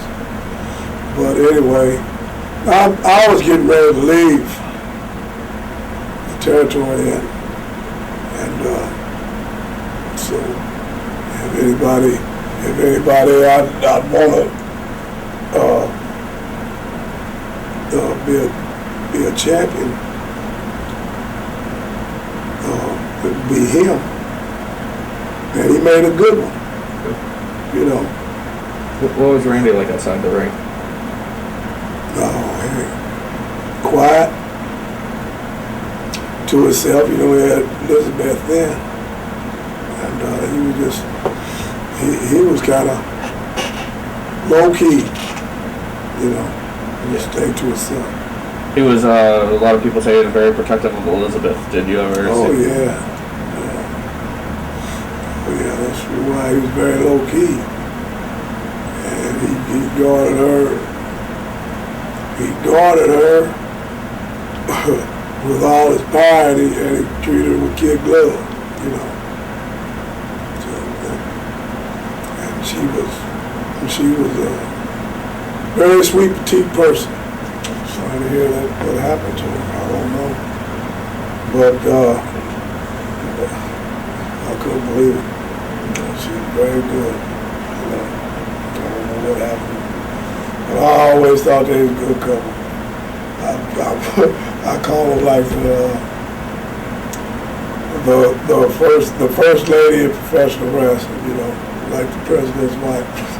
You know, Randy, he kept her well guarded.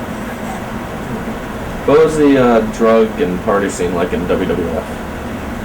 Oh, it was pretty good. You know, I mean, guys just, you know, party all the time. Yeah. Is that how a lot of guys cope with that road schedule? Oh, heck yeah. Don't you know? Yeah. I mean, you know, and everything that you want to do it, but, you know, do things discreet, you know. We don't care about going out to bars and drinking beer and everything like that. But I'm glad they started having that random drug testing. Because I know guys broke their legs, broke their arms and backs, you know, hung over, stuff like that. Started having random drug tests. You know, I'm just glad they come about because they were drugged out. These accidents started happening, everything like that. It's just reactions from too much drugging. You know? Yeah. And then it just comes to you all at once. Where you're too quick or you're too slow, you know. And you blinked and you missed it. You know, you zigged when you should have zagged. You know what I mean? Because it wasn't here. You know, it was space. Like a blackout, a few seconds like that.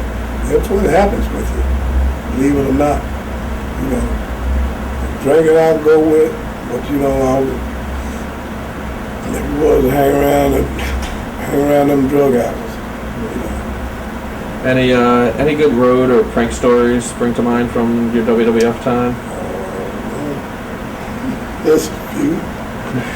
Yeah, there's a few, man. Bundy. King Kong Bundy? Yeah. He kind of scary. We call him Big Bunsy sometimes. But going down the road, you know, he's kind of scary and Larry. I don't remember where it was. I think it was Mississippi somewhere. And we was going from Vicksburg back down somewhere down south there. I think we were going all the way back to Baton Rouge somewhere. And he was kind of, I played a trick on him, a rib on him, and I forget who was with me. I think Jim Neidhart was with me. And, you know, going down this old back, on Highway 61 down the river, you know, river road going down to Mississippi. We was in an old national forest down there. And Bundy, he ride up behind it and flick the lights on and off, then, you know, back off of it, flick the lights on and off. You know, I did it to him all the way, I don't know, about 25, 30 miles to the next town. I forget the name of the town down there. But he had this old diesel Oldsmobile, and that sucker looked like a space shuttle taking off for the moon and was smoking so bad. He was burying that thing trying to get on down the road. And finally got to that town, pulled in the first place he could find. The gas station was closed.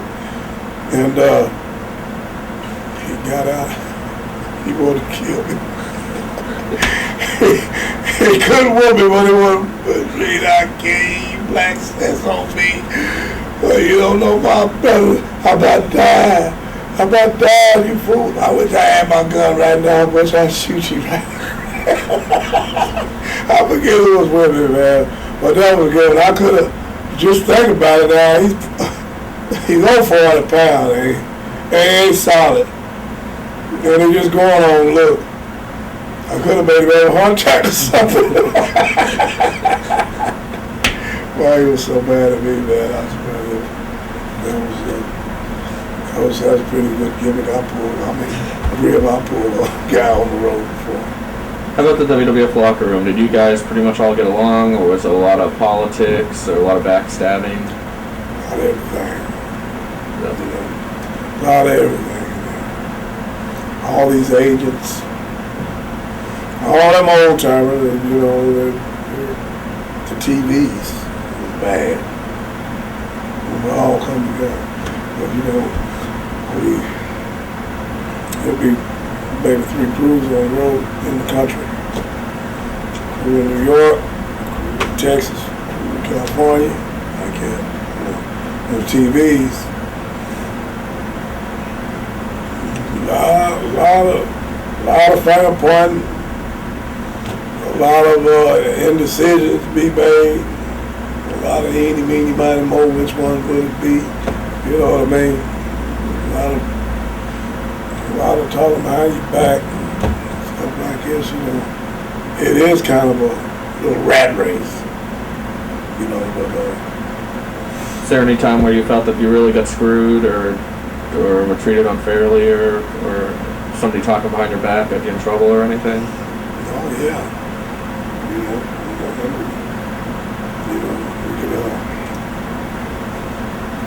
know, heck, I remember getting bumped and going on.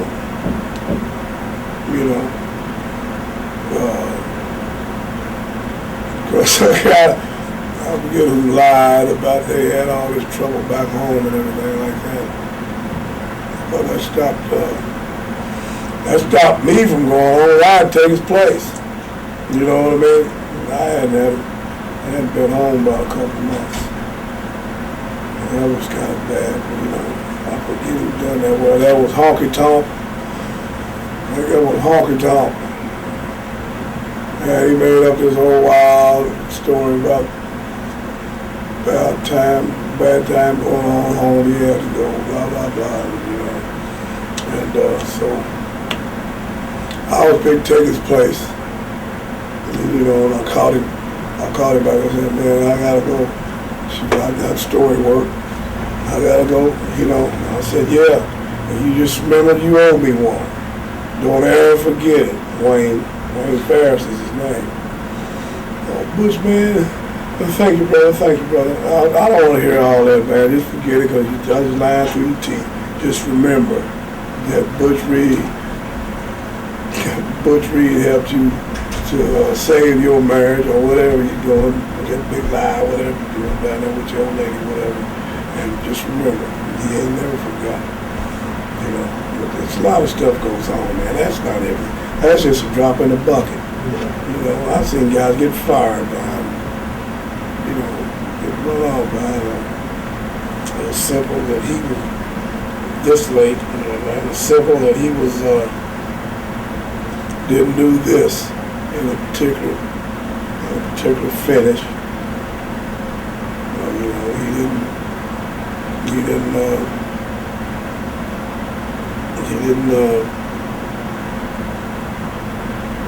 damn. It's real bad when I can remember this when it's coming to me right now. Because one time that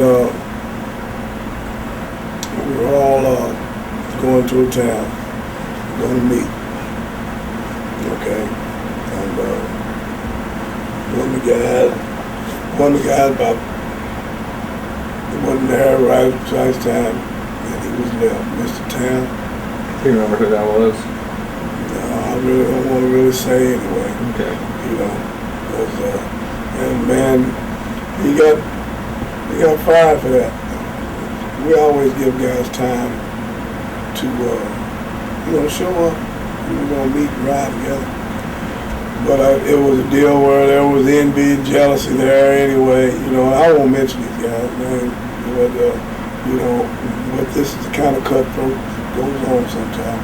When those guys are really discovered they can't hang around with the boys, the real people, and after that happened, this guy's been a loner ever since, and that was never forgotten. And he kind of made not enemies, but he wasn't making no more friends, and that's the kind of things that really goes on. It's just life, bro. And it's professional world. It happens in all the world. So how about we did one of these interviews with Kamala, and he mentioned he wasn't happy with his payoffs. A lot of them that he got, he felt it was partly or mostly due because he was African American. Were you, and not just talking about WWF, but throughout your career, did you feel that you were treated fairly as far as your payoffs go? And you can include WWF in that. No. No. Do you think it was because you were African American, or do you think it was just that's the way that the system was set up? That's the way it was. Yeah. Like I remember, I'm making 100 and something. Guys less talent and less ability. Just making $250,000. A year, gimmick or whatever like that. Any guy with talent can be whatever they need to be if they have the political backing in any kind of professional sport there is, college sports, whatever. You got political backing, and you got any kind of talent or anything at all. You can go all the way, You only go so far, and that's that power of the pen. That's a power. That's a political power. Now you only go so far as you can go. Depends on how far that man behind that pushing that pencil wants you to go. How far and how far you can really go as far as making him a richer man, making him more prosperous. That's the key too. But I didn't think some guys signing these contracts, couldn't hardly lace up their boots. Could shine a candlelight for you to see by in the dark, and you got to lead them by the hand in top matches and spots. You got to take them by the hand and lead them around and show them the ropes. And, these rookies making $250,000. You know what I mean? I'm making maybe half.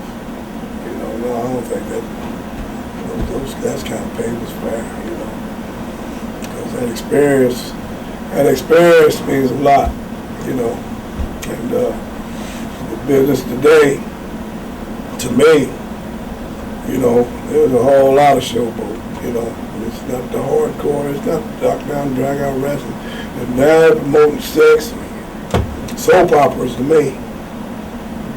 I remember when they didn't have no music or nothing like that, and all these old robes and stuff like that. They have all these women hanging around. You know what? When you see women wrestling matches, they were women wrestlers. I mean, real, for real. So I say. Why did he end up leaving WWF? Well, thanks. And because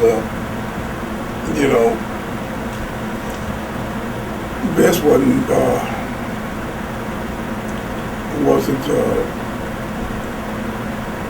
let me have the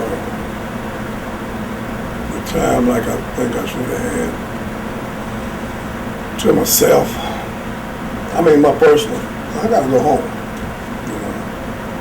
And like I told you, bro, it's real hectic on that road. You know what I mean? This guys out there. This guys out there, man, is absolutely going nuts. Because they don't have, the time off that they need. Especially from a program such as Vince was running. This road will make you break you. You will get road weary. But it'd be good. But, it's just not all work. I mean, you got to get home, see your family. I didn't travel with my wife and kids on the road with me. They stayed home base, and I stayed out in the race,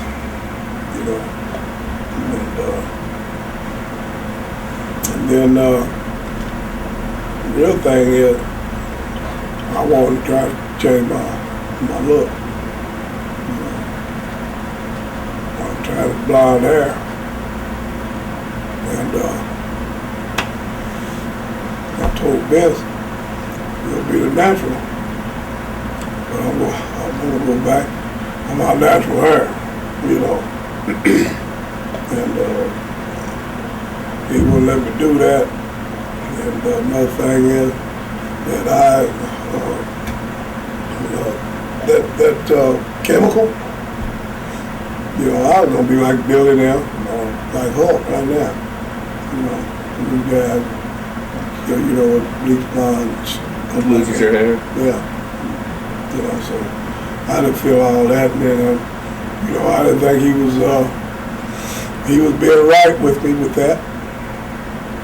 So I just gave notice and took off, And wound up back down in WCW. Did Vince make any efforts to try to keep you or anything, or did he was just like, if that's the way you want it, then there's the door?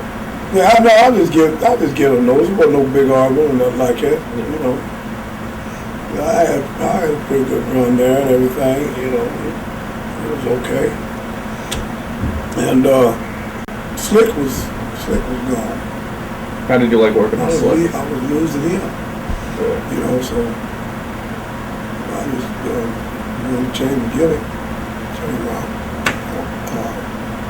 I wanted to change my appearance, and and I also wanted to get off the road a little bit more. Yeah. But I like working with Kenny Johnson very well. Like family to me. We got along right off the bat, like we was brothers, kinfolk, right off the bat.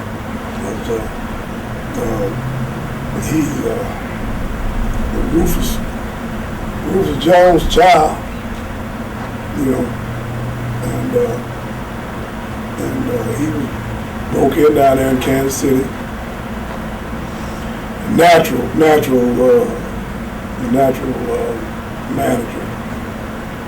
heel manager, and the kid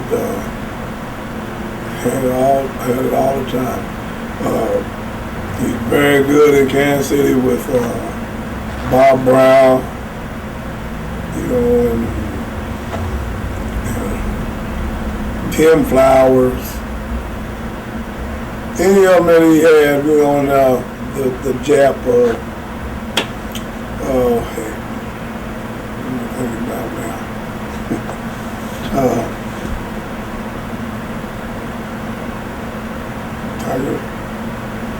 Tiger Wheels? No, it was Killer Khan. Guys like this, man. They put him with him, and shoot, he's good with him, and I was thinking about a man, we were asked about in the last segment that a guy that, was real boost for me down there in Florida, and I want to say something about it. John Studd was a hell of a draw card. And the biggest man in the business, he was a good draw for Andre the Giant.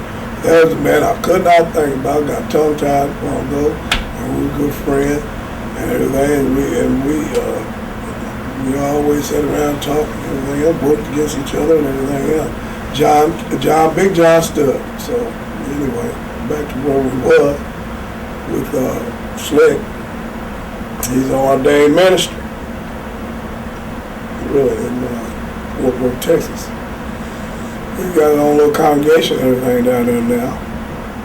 And I think I'm gonna get down there to see him again. And, visit him in the church. But a very good person and a natural talent as far as a professional wrestling manager goes. He's another guy, he opens up his mouth, they can't stand him, because he's got the gift for the gab. So, that's what it takes. And then, how did you end up in WCW?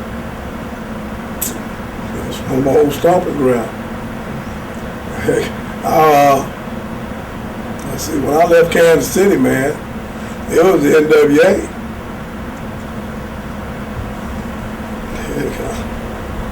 Atlanta, Georgia. I drove all night to go down there to make TV from Kansas City, and got out, spent it all off and on. Man, I was in and out of Georgia over half my career, That's I come down there because Bob Geigel, Jim Barnett, he promoted down there. They're all tight, and, Eddie Graham, all of them, And I got a good Just shot to go into that Georgia and went down there and started kicking it off, man. I got down there. Hey, I was in a chair. I was in a main event television. Freebirds. Buddy Roberts and was with him then. You know, it was original Freebird. Michael Hayes, Terry Gordy, brother. And had some good prelim television matches with talent like Bobby Eaton. Bro, you talking about somebody can bounce around and can work somebody in the ground that ain't ready, Bobby Eaton. And he make you look like $1 million, bro. You know, and right there for you every step. Even help you, you know. The Freebirds, boy, they just shine. I mean, we went out there and just stole the television show, you know. I whooped all 3 of them out of the ring. Come back in the Omni. They said the Omni kicked up, I don't know, a few thousand people. You know, most already there. Tommy was there. Tommy Rich, you know. That was the old Georgia territory before WCW. NWA, Georgia Championship. Yeah. And then from there I went over there with Watts, swung around New York, then back down in WCW. You know, that Vincent's last time, you know, and old WCW is where it really started kicking off, and Ron and I was beginning to get things kicked off to be the first world black heavyweight champion tag team. What did you think of Jim Hurd, who was running WCW at the time? He's blue collar, you know, businessman, office man, you know, nothing about wrestling, you know, just executive, you know, and he was all right, but I didn't particularly care for how he was doing the contracts. That's his talent, you know. That's something about, like I was talking about before, where I'm making half, and somebody else, you know, I mean, you know, they're a little less with talent. Good draw, you know, I mean, good gimmick, you know. Say, Resident Sting, Luger, you know, Flying Brian Pillman, guys like that, you know. But at this time, you know, these guys had a little bit green, you know what I mean? Because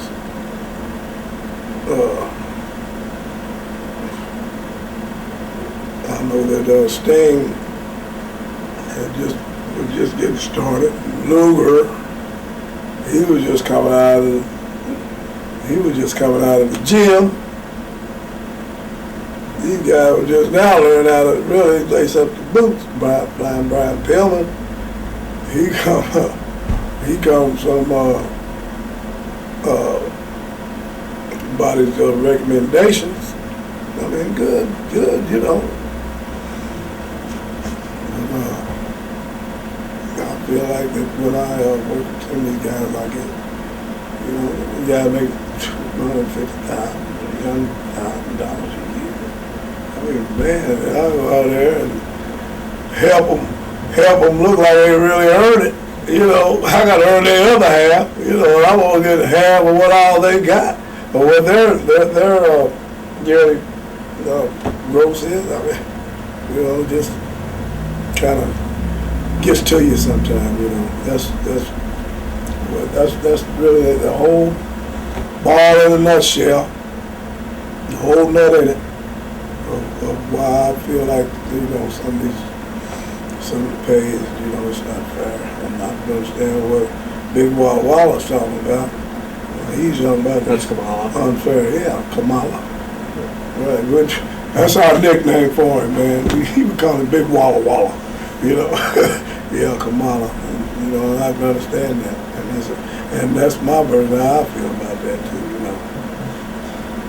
Now, one of your first opponents in WCW was Junkyard Dog. What was it like working Dog again after all those years? In WCW? Yeah.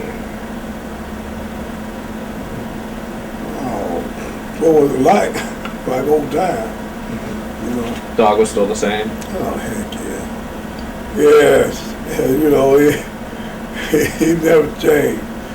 He's like he's another one that's just like Hulk Hogan. When out there let that dog be the dog, it ain't gonna take long.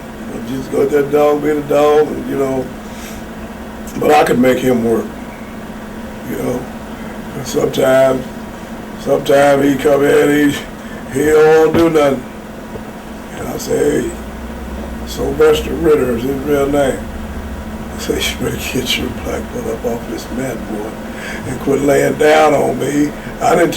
He gonna take a bump and that lick look like old sissy tap. And what are you doing laying down there? Kick me. I'm gonna kick you. I'm gonna kick you right in the doggone stitch and this mat cover. You hear? If you don't get up and start dancing with me. And you know what?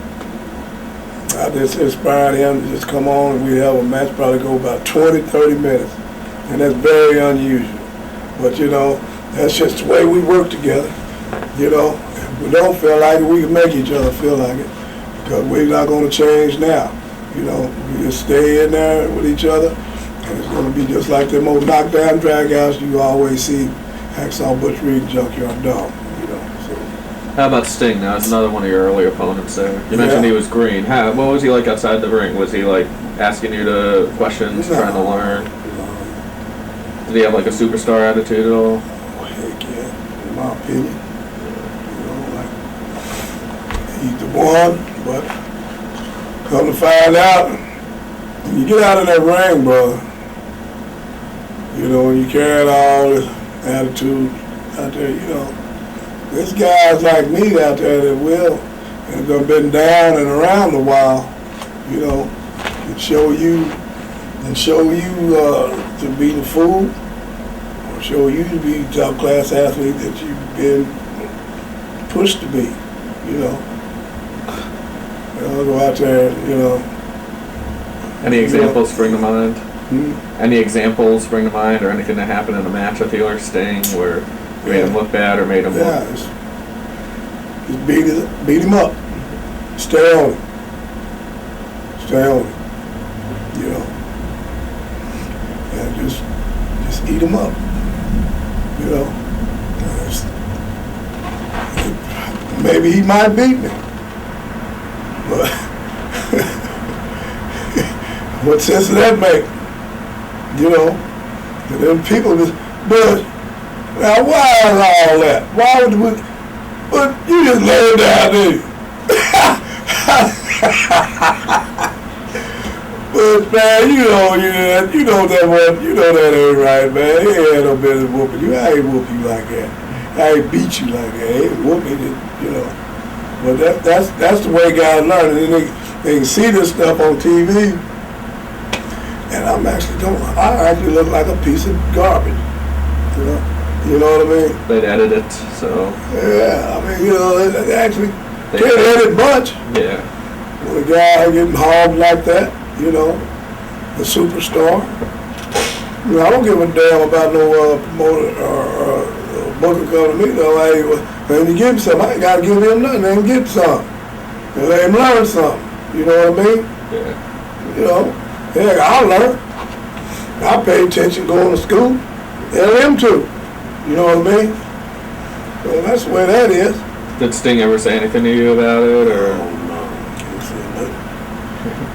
He just to cooperate and start doing business. That's all. You know what I mean? That's all it is. That's where you learn. I know he hadn't forgot it. Now you take care of yourself. You know, we're wrestling this competition. You know, I ain't go out there. You know, some job or something like that. A minute or two on TV. I mean, all the way, boom, boom, boom. Butch Reed win. Superstar up and coming, want to be superstar like him, wants to go out there and take it like that. And then actually, it might even get his hand raised. Who's gonna believe in that?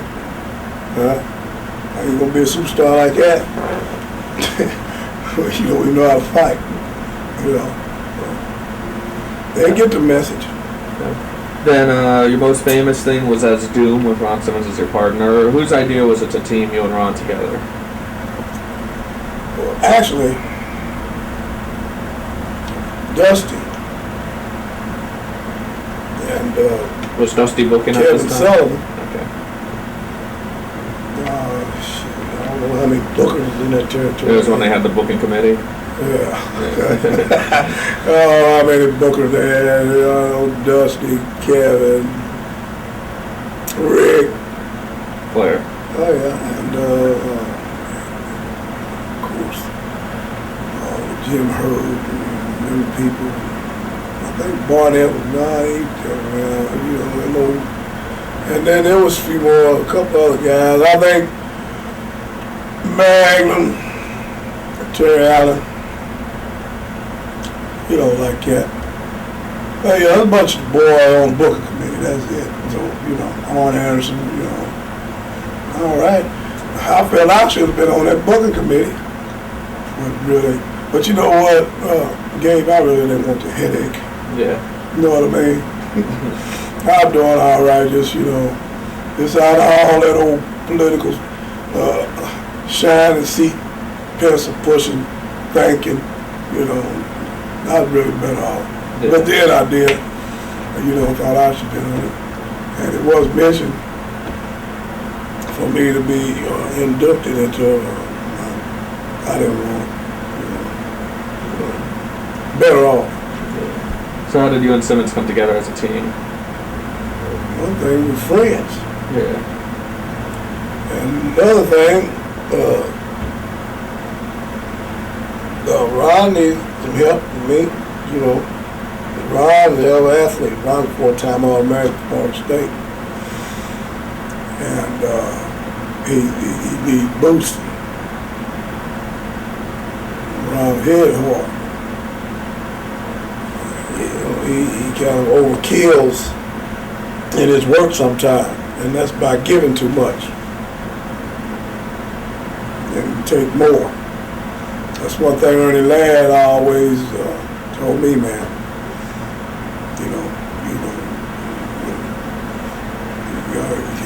You gotta give, you gotta take a lot more. You're the one that's being pushed. You're the one that's getting the green light to be the boss, the star, the champ. You can't be taking too much of a kick in the butt. My partner, Bob, you know, and we come together like that, and helped old Ron out like that, but he always had been like that. And, you know, I think that kind of inherited him being, you know, really the championship quality that he looks to be. You know, he didn't have that real. He didn't have that real killer. I mean, you know, he wouldn't get that like that short killer instinct. He wouldn't really. When the blood, you know, when the blood is in the water, it get real vicious. It just makes you go crazy, like, you know, and just more aggressive, over aggressive. He just did enough to get by, but we done all right as a tag team, you know. And I'll always be there. You know what I mean? I'd always be there because coach him along, But Ron should have been, I think Ron should have been an NWA champion. I mean, a WCW champion after I left. But it didn't happen. And then anyway, when everything was turning over, then we got to Ron Simmons to a Farouk. So, that's kind of like another drawing. Back to the drawing board, with change of management, everything like that. When he went to WWF? Yeah. Was it true when he went to WWF and started with Farouk and Nation of Domination, there were talks of you coming in as part of the Nation of Domination? Yeah. Okay, how come that didn't happen? I didn't want to go back around it, WWF. Okay. I didn't, like I told you, what I told you when how I wanted to get out. Yeah. You didn't want to go back to the travel schedule? I didn't want to go back to that. You know what I mean? I'd like to, though. But I wasn't going to go back to it. And plus I won't be doing things, that's fair and convenient for me. Being a veteran like I am, call my shots there a little bit, you know what I mean? So many days on, so many days off. But I didn't hear no input on that, so, I said, I'm not going to be, I'm just not going to put my neck in that rope no more. You know what I mean? When I get up there, I got to do the same old thing. I won't get off. I won't go home. I don't want to take 6 months. I don't want to take no 60, 90 days before I get my first day off and all that, you know what I mean? Yeah. And then on the road, 6 and 7. Maybe twice on Sunday, So anyway, and then Ron, I would love to went back and everything. And, I know we got some kind of issues going, and he would want me to come. But I wouldn't do it. Looking at the Doom gimmick, well, what did he think about having to wear a mask, and why did they want? Why did they want you to wear the mask? And whose idea was it? That's so old. Man, that's just so dusty. Yeah. We fooling. Nobody knows our bills. We fooling. What was the reason for? It's just a mystery like deal. That's all. Yeah. Just a mystery deal. But everybody knew who you were, anyway. Yeah, they figured it out. I mean, that Butch Reed, that was nonsense. But there really wasn't terrific. They wasn't 100%, but they just put the little mystery in there, Yeah. And to get us started off. That's old wrestling gimmick stuff, man. Showbiz, you know what I mean? How about having Nancy Sullivan as a woman as your manager? You didn't like having her as your manager? Why not? I don't know. Prissy White won't walk me down in that ring like that. We already gonna get heat, and then I was getting heat at home. Well, your wife was. My wife was on fire. You understand me? She got to go, and I'm the general of this team, and that's it for that. You know what I mean? Yeah. So we got theater all along, and now we kicking it. And it was some with her. I mean, Nancy's all right. You know what I mean? Yeah. Kevin's wife. Is that why she was with you guys, do you think? Yeah, I ain't putting her in somewhere. I mean, they ain't trying to get some old racial heat going and stuff like that. All kind of heat. Yeah. Got me heat at home, like I just told you. That's what killed it. That's what broke the camel back there, brother. That shit ball there. Who's that? Who's that little skinny bucket? Boy? Oh. You know how it goes. Yeah. I won't even go into it. No, this can't work. You know what I mean? I didn't want it anyway. Did you go to Dusty and request for Teddy Long to be the manager? Or? Yeah, I said she ain't gonna make it. I just said it's not a woman manager anyway. You know. Yeah. With us, with me, and my personality, my idea of a manager, and some of them pretty missies down there controlling two big old black gorilla robots or what, you know what I mean? Huh? I mean, she can't now how can she handle us? Yeah. You know what I mean? Nobody can really handle us. And we don't need around for the good looks, you know? I mean, we two bombshells, man. And shoot. I mean, just kind of odd, you know? Yeah. And it didn't look right. And it sure didn't look right to my wife at home. So, you know, What was I didn't feel good about it anyway, you know. Yeah. But with Teddy Long, it was a natural fit. That was it, baby. Yeah. How was he outside the ring? Pretty a lot of fun. A little partner. Yeah. Yeah, you know, shoot, baby. We always worked out.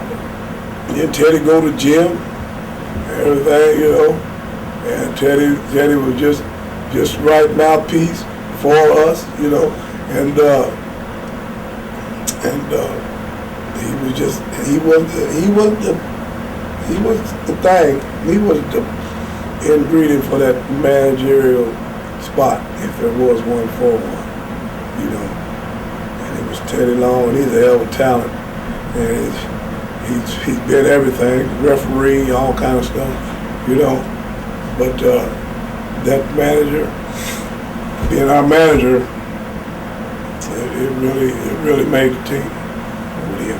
What are your memories of Starrcade '89? That's when you did the Iron Tag Team Tournament where you had to wrestle 3 times against the Steiners, Road Warriors, and Samoans. Do you have any memories of that night? Was it the Samoans? I think so. Yeah, the SST. Was it? Yeah. Well, that's them. Yeah. Which one of them? Do you remember which one of them cousins, those distant island cousins of mine I wrestled? Was it Fatu? I think it was Fatu and Sam. I think it was Fatu, or was it Big Sam or Little Sam? Big Sam's a tall one. I don't know the difference between the big Yeah, ones. I got too many Sams in that family. But anyway, I think I did all 3 of those, didn't I? Yeah. I did all of those. Ron was my cheerleader, right? And then Teddy. But the good one, the best one was with Hawk. What happened there? Oh, we had to pull the rug out from under his feet, so to speak. We cheated the beat. That was a good match. Yeah. You know. And Hawk was a hell of a talent. Road Warrior Hawk was a hell of a good guy. Very hell of an athlete, you know. And he's the backbone of the team, and up against Ammo, nothing like that. But these are like captain matches. You know what I mean? And all 3, all those matches were captain. I think I wrestled, I think it was Rick Steiner. Yeah, Rick Steiner. It was Road Warrior Hall, and then it was Fatu, the SST. So anyway, that was a good deal for tag team domination. You know, Yeah. that was Dusty's idea. Dusty has a hell of a mind, boy. I mean, you know, got one of the best minds in the business. You know what I mean? And he come up with this stuff, and he ain't competitive, and he's a hell of an athlete. And Dusty come up with this stuff, you know, like these tournaments and stuff like that, and it makes a lot of good sense. And whichever one of these winners out of these captain matches, you know, It's true. It's a true championship material. You know, I don't know if we were the champs then. I don't think so. I think the Steiners were, and so I'll come out of all three of those, and we got the title match. We slipped the trick to the Steiner boys. Well, really all three of them. I just remember Hawk, because Hawk had me beat, and we had Big Animal. Teddy was preoccupying him, and the referee was trying to get control of that, and Ron comes off the turnbuckle on the back of Hawk. That was the best one right there. You know, when we beat the Road Warrior, brother, that did it for us. I mean, you know, we were gonna be the next champion, and I didn't even know it, but I know it couldn't hardly be. I know we're gonna get the championship. What are your memories of the match? Yeah. You know? What are your memories of the match where you won the championships? Glorious. Yeah. You know, hell of a grueling match. You know, brother, and how we won it. You know, we won that match. It was always physical with the Steiners, you know, and the Road Warriors, and the Horsemen. You know, we had a lot of good talent down there at that time, man. Yeah. You know what I mean? A lot of good doggone talent down there. And but Rick and the Steiner brothers, I mean, they were a hell of another team, you know. And with Rick's background, both of them were good amateur wrestlers and everything, you know. And we just liked to beat on the kid, and he was a weak link. Which one was that, Scott? Scott. We like to beat up on the kid. We was a weak link, boy. We get him going. Well, that's how we kind of dominated the title shot so long. You know, we run him around like a basketball, like a little track star. We keep him moving, keep him beat down, you know, and he take a licking now. I mean, and he can give a licking, but. Or it was just something about him, we could just trick him all the time. And when we get him going, boy, we got about 85% of that match, you know, because he was just easy. How did you used to trick him? Huh? How did you used to trick him? Oh man, from behind. Hey, Ron, we all do you know, we like to run them ropes, man, you know, and everything like that. And he just like to just get you in all the headlocks, take you over, boom, bam, tackle, boom, you know. And I trick him out with Ron and just run him right up there, and Ron just throw a knee in his back. Boom, that's one. And then I have him where he thinks he's got me, you know, about beat down, running off them ropes with tackles, boom, you know, hip tosses, and all of a sudden, I just have to back up in that turnbuckle and let him give me one, and I take it, and him come charging, and he run right in, old prayer bones here, and you know, we got him going on then, you know. That's how you take the heat on him a lot? Take that heat on him all the time like that. I just let him just have me on my knees, anything, boom, boom, boom, and I just grab him by his tights, boom, through the ropes, keep him beat down. You know, you had to keep Scotty. We kept him winded, and we kept him where he was always taking a battering. You know, so he basically made himself. That's right. That's right. How were the Steiners outside the ring? What kind of guys were they? Crazy. Any stories from the mind? You know, they just love their dogs.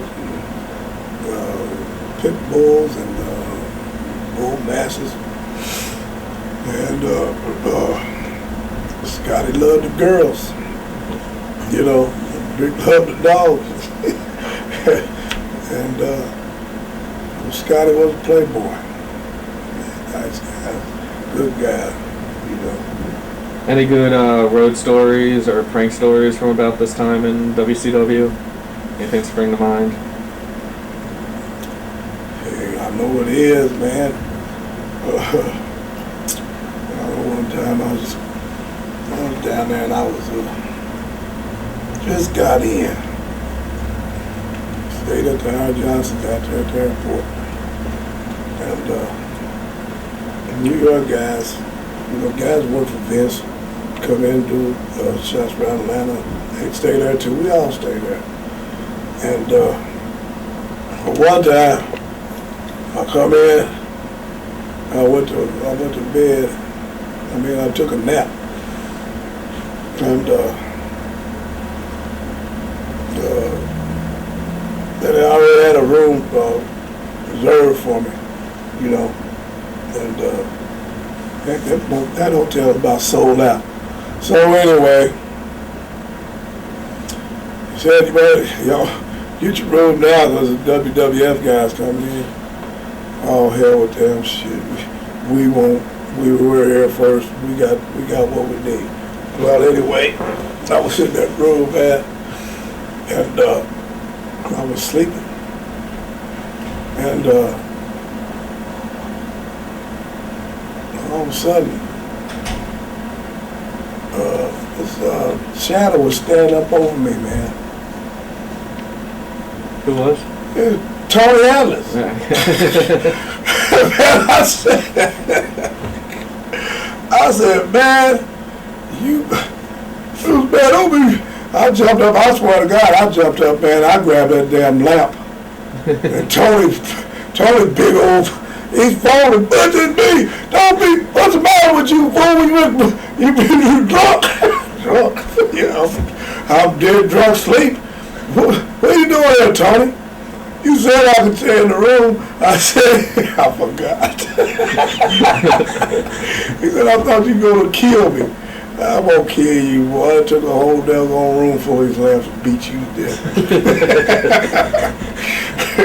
But you just think about that big old Hulk standing up over you, you're sleeping, you had the key to the room. And I said, any guys come in, and they ain't got nowhere to stay. One of them have a key to my room, I did say that. And it was Tony. Well, don't hit me, big brother. I miss you, man. I love you. You gonna kill me, boy? He's a lot of fun too. Mr. USA. You also worked Sting and Lex Luger as a tag team. You talked about working Sting. What was it like working Lex Luger, though? Oh man, when we get down with the bodybuilding. When we get down to bodybuilding contest, then we can go to work, And Lex, man, is just like a Sting. Superstar attitude. Oh boy. And I forgot that big elbow.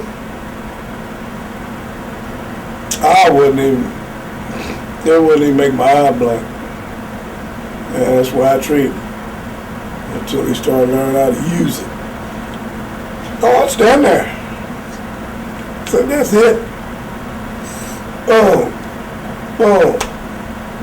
Ah, shit. I just go fly off the rope or something and come off with a damn flying elbow or something, you know what I mean? But he got the message too. He already heard about Sting. It's kind of like what we call in the business pulling teeth. Blind leading the blind.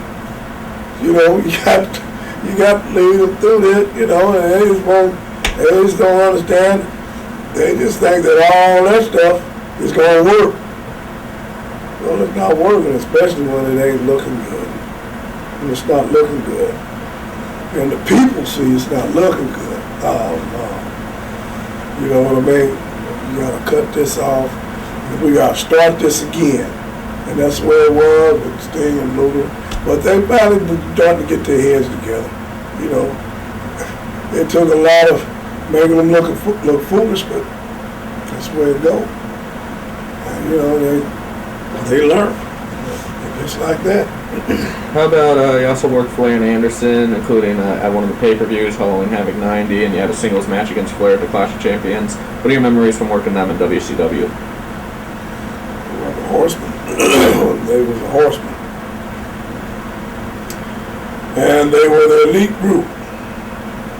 You understand? When you're getting the Horseman competition, you know, you're making, you know, those guys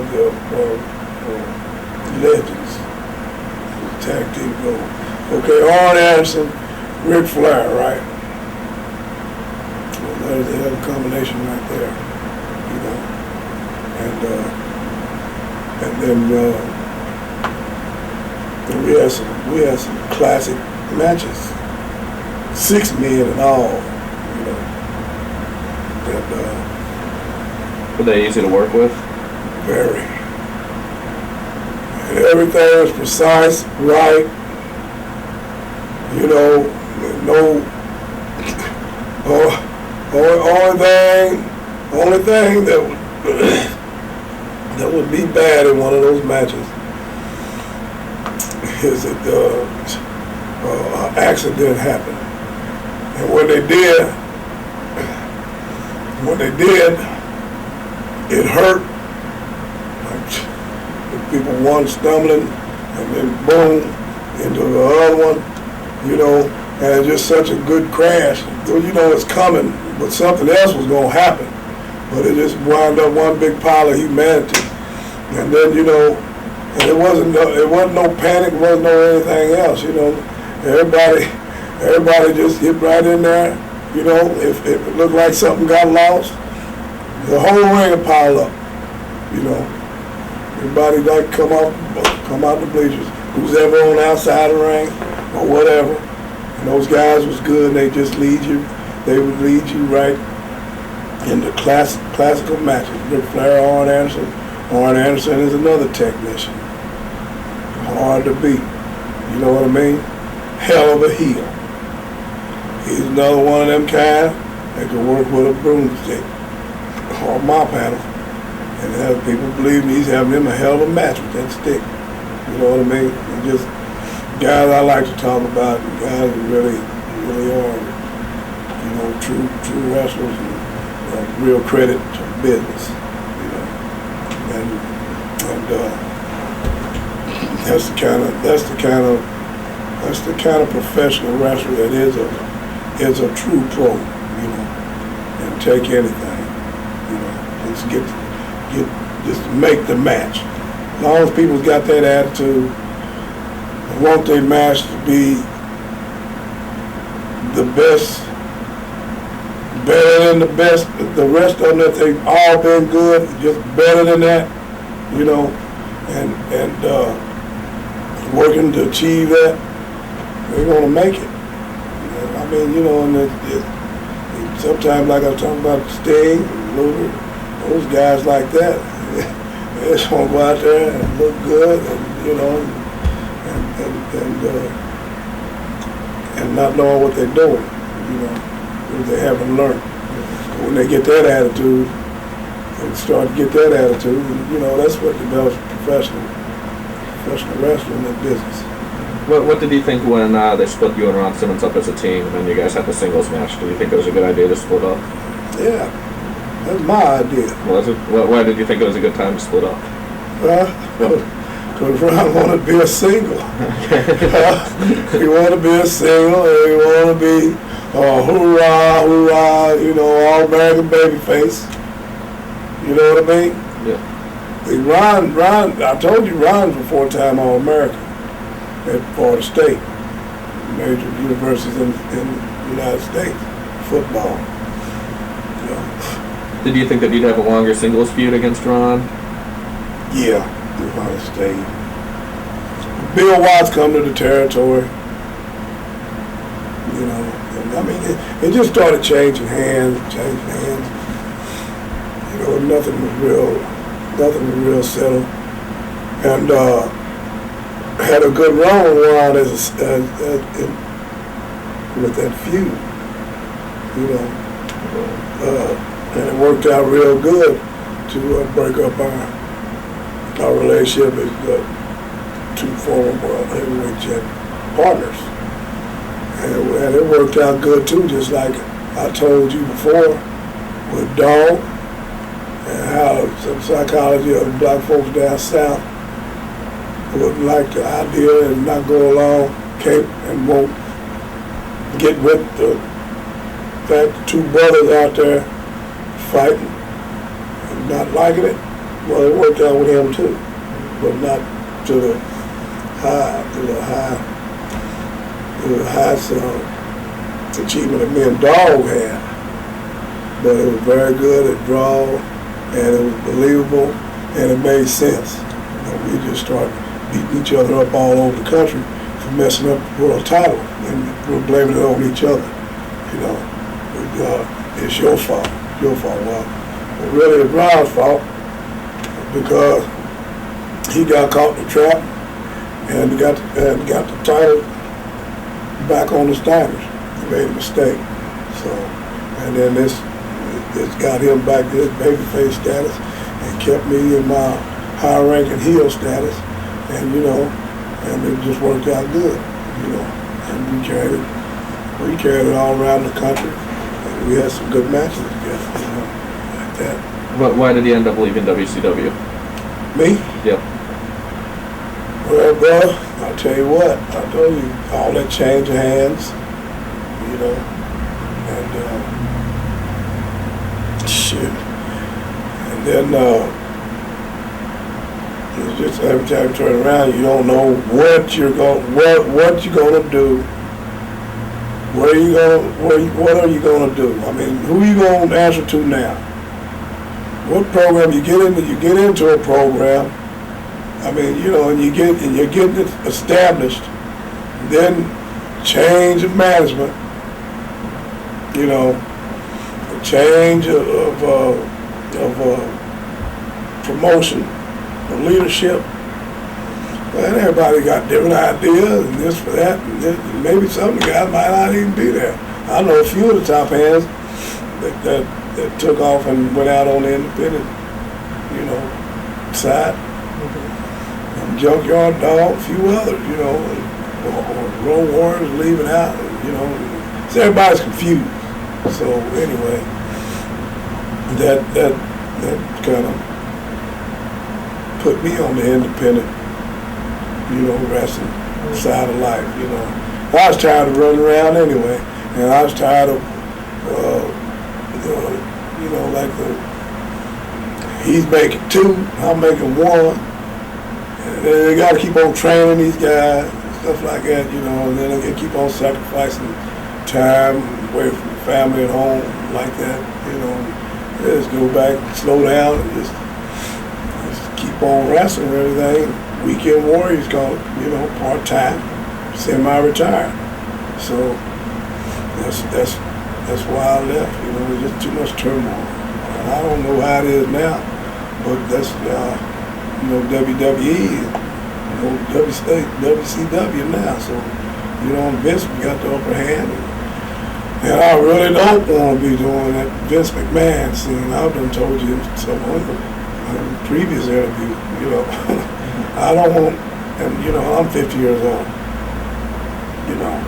I'm gonna do like I want to do. You can be older man.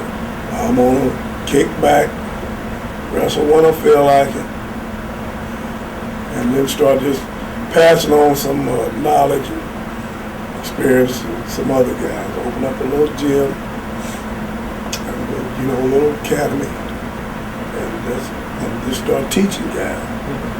What are you up to these days? What's that? Like what do you do now? Wrestling? You mentioned you did. I work. I'm a concrete finisher. Yeah. You mentioned you did the rodeo and the car too. I train horses. And I'm also my shoe horses still yet. All these trades, and I'm close to home, and I wrestle for a few independent promoters around the territory.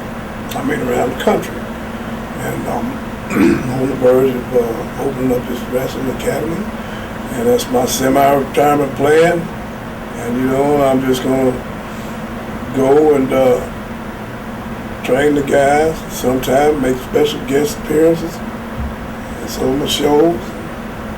I'm just like that. I don't want all that running around and living in a suitcase. I lived in a suitcase for over 16 years.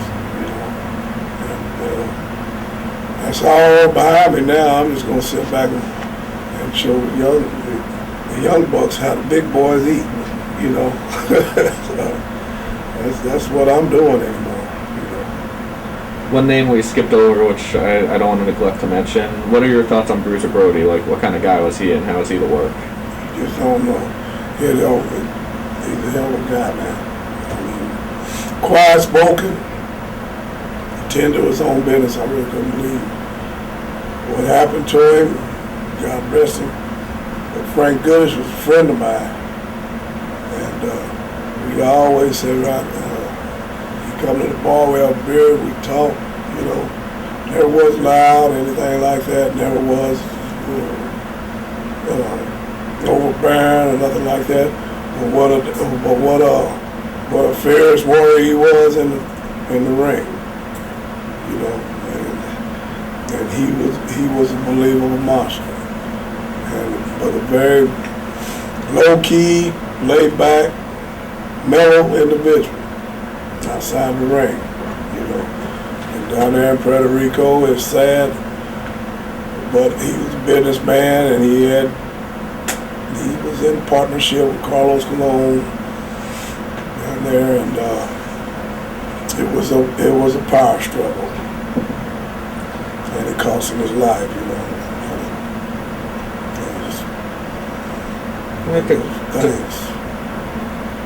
To close with, is there anything else you want to add? Anything you want to say to the fans? Anything at all? I just appreciate all the fans over the years that I've had. I've had some good ones, and I've still got them. And wherever I go, with on my independent tours, I know and I trust that they'll be out there supporting me again. It's Hacksaw Butch Reed. My fans, I want to see them again, wherever it is in the country. And so if they listen to this, they'll hear me, and Butch Reed is still Butch Reed, but when you see Butch Reed in that ring, you say he had changed. So and Butch is still the athlete I'll ever be, and I just thank God, thank all my fans, everything for the success that I was able, and achievements I've been able to get done in my wrestling career. I'm not ashamed of none of it, and I'm glad to tell it. Okay, great. Thank you very much.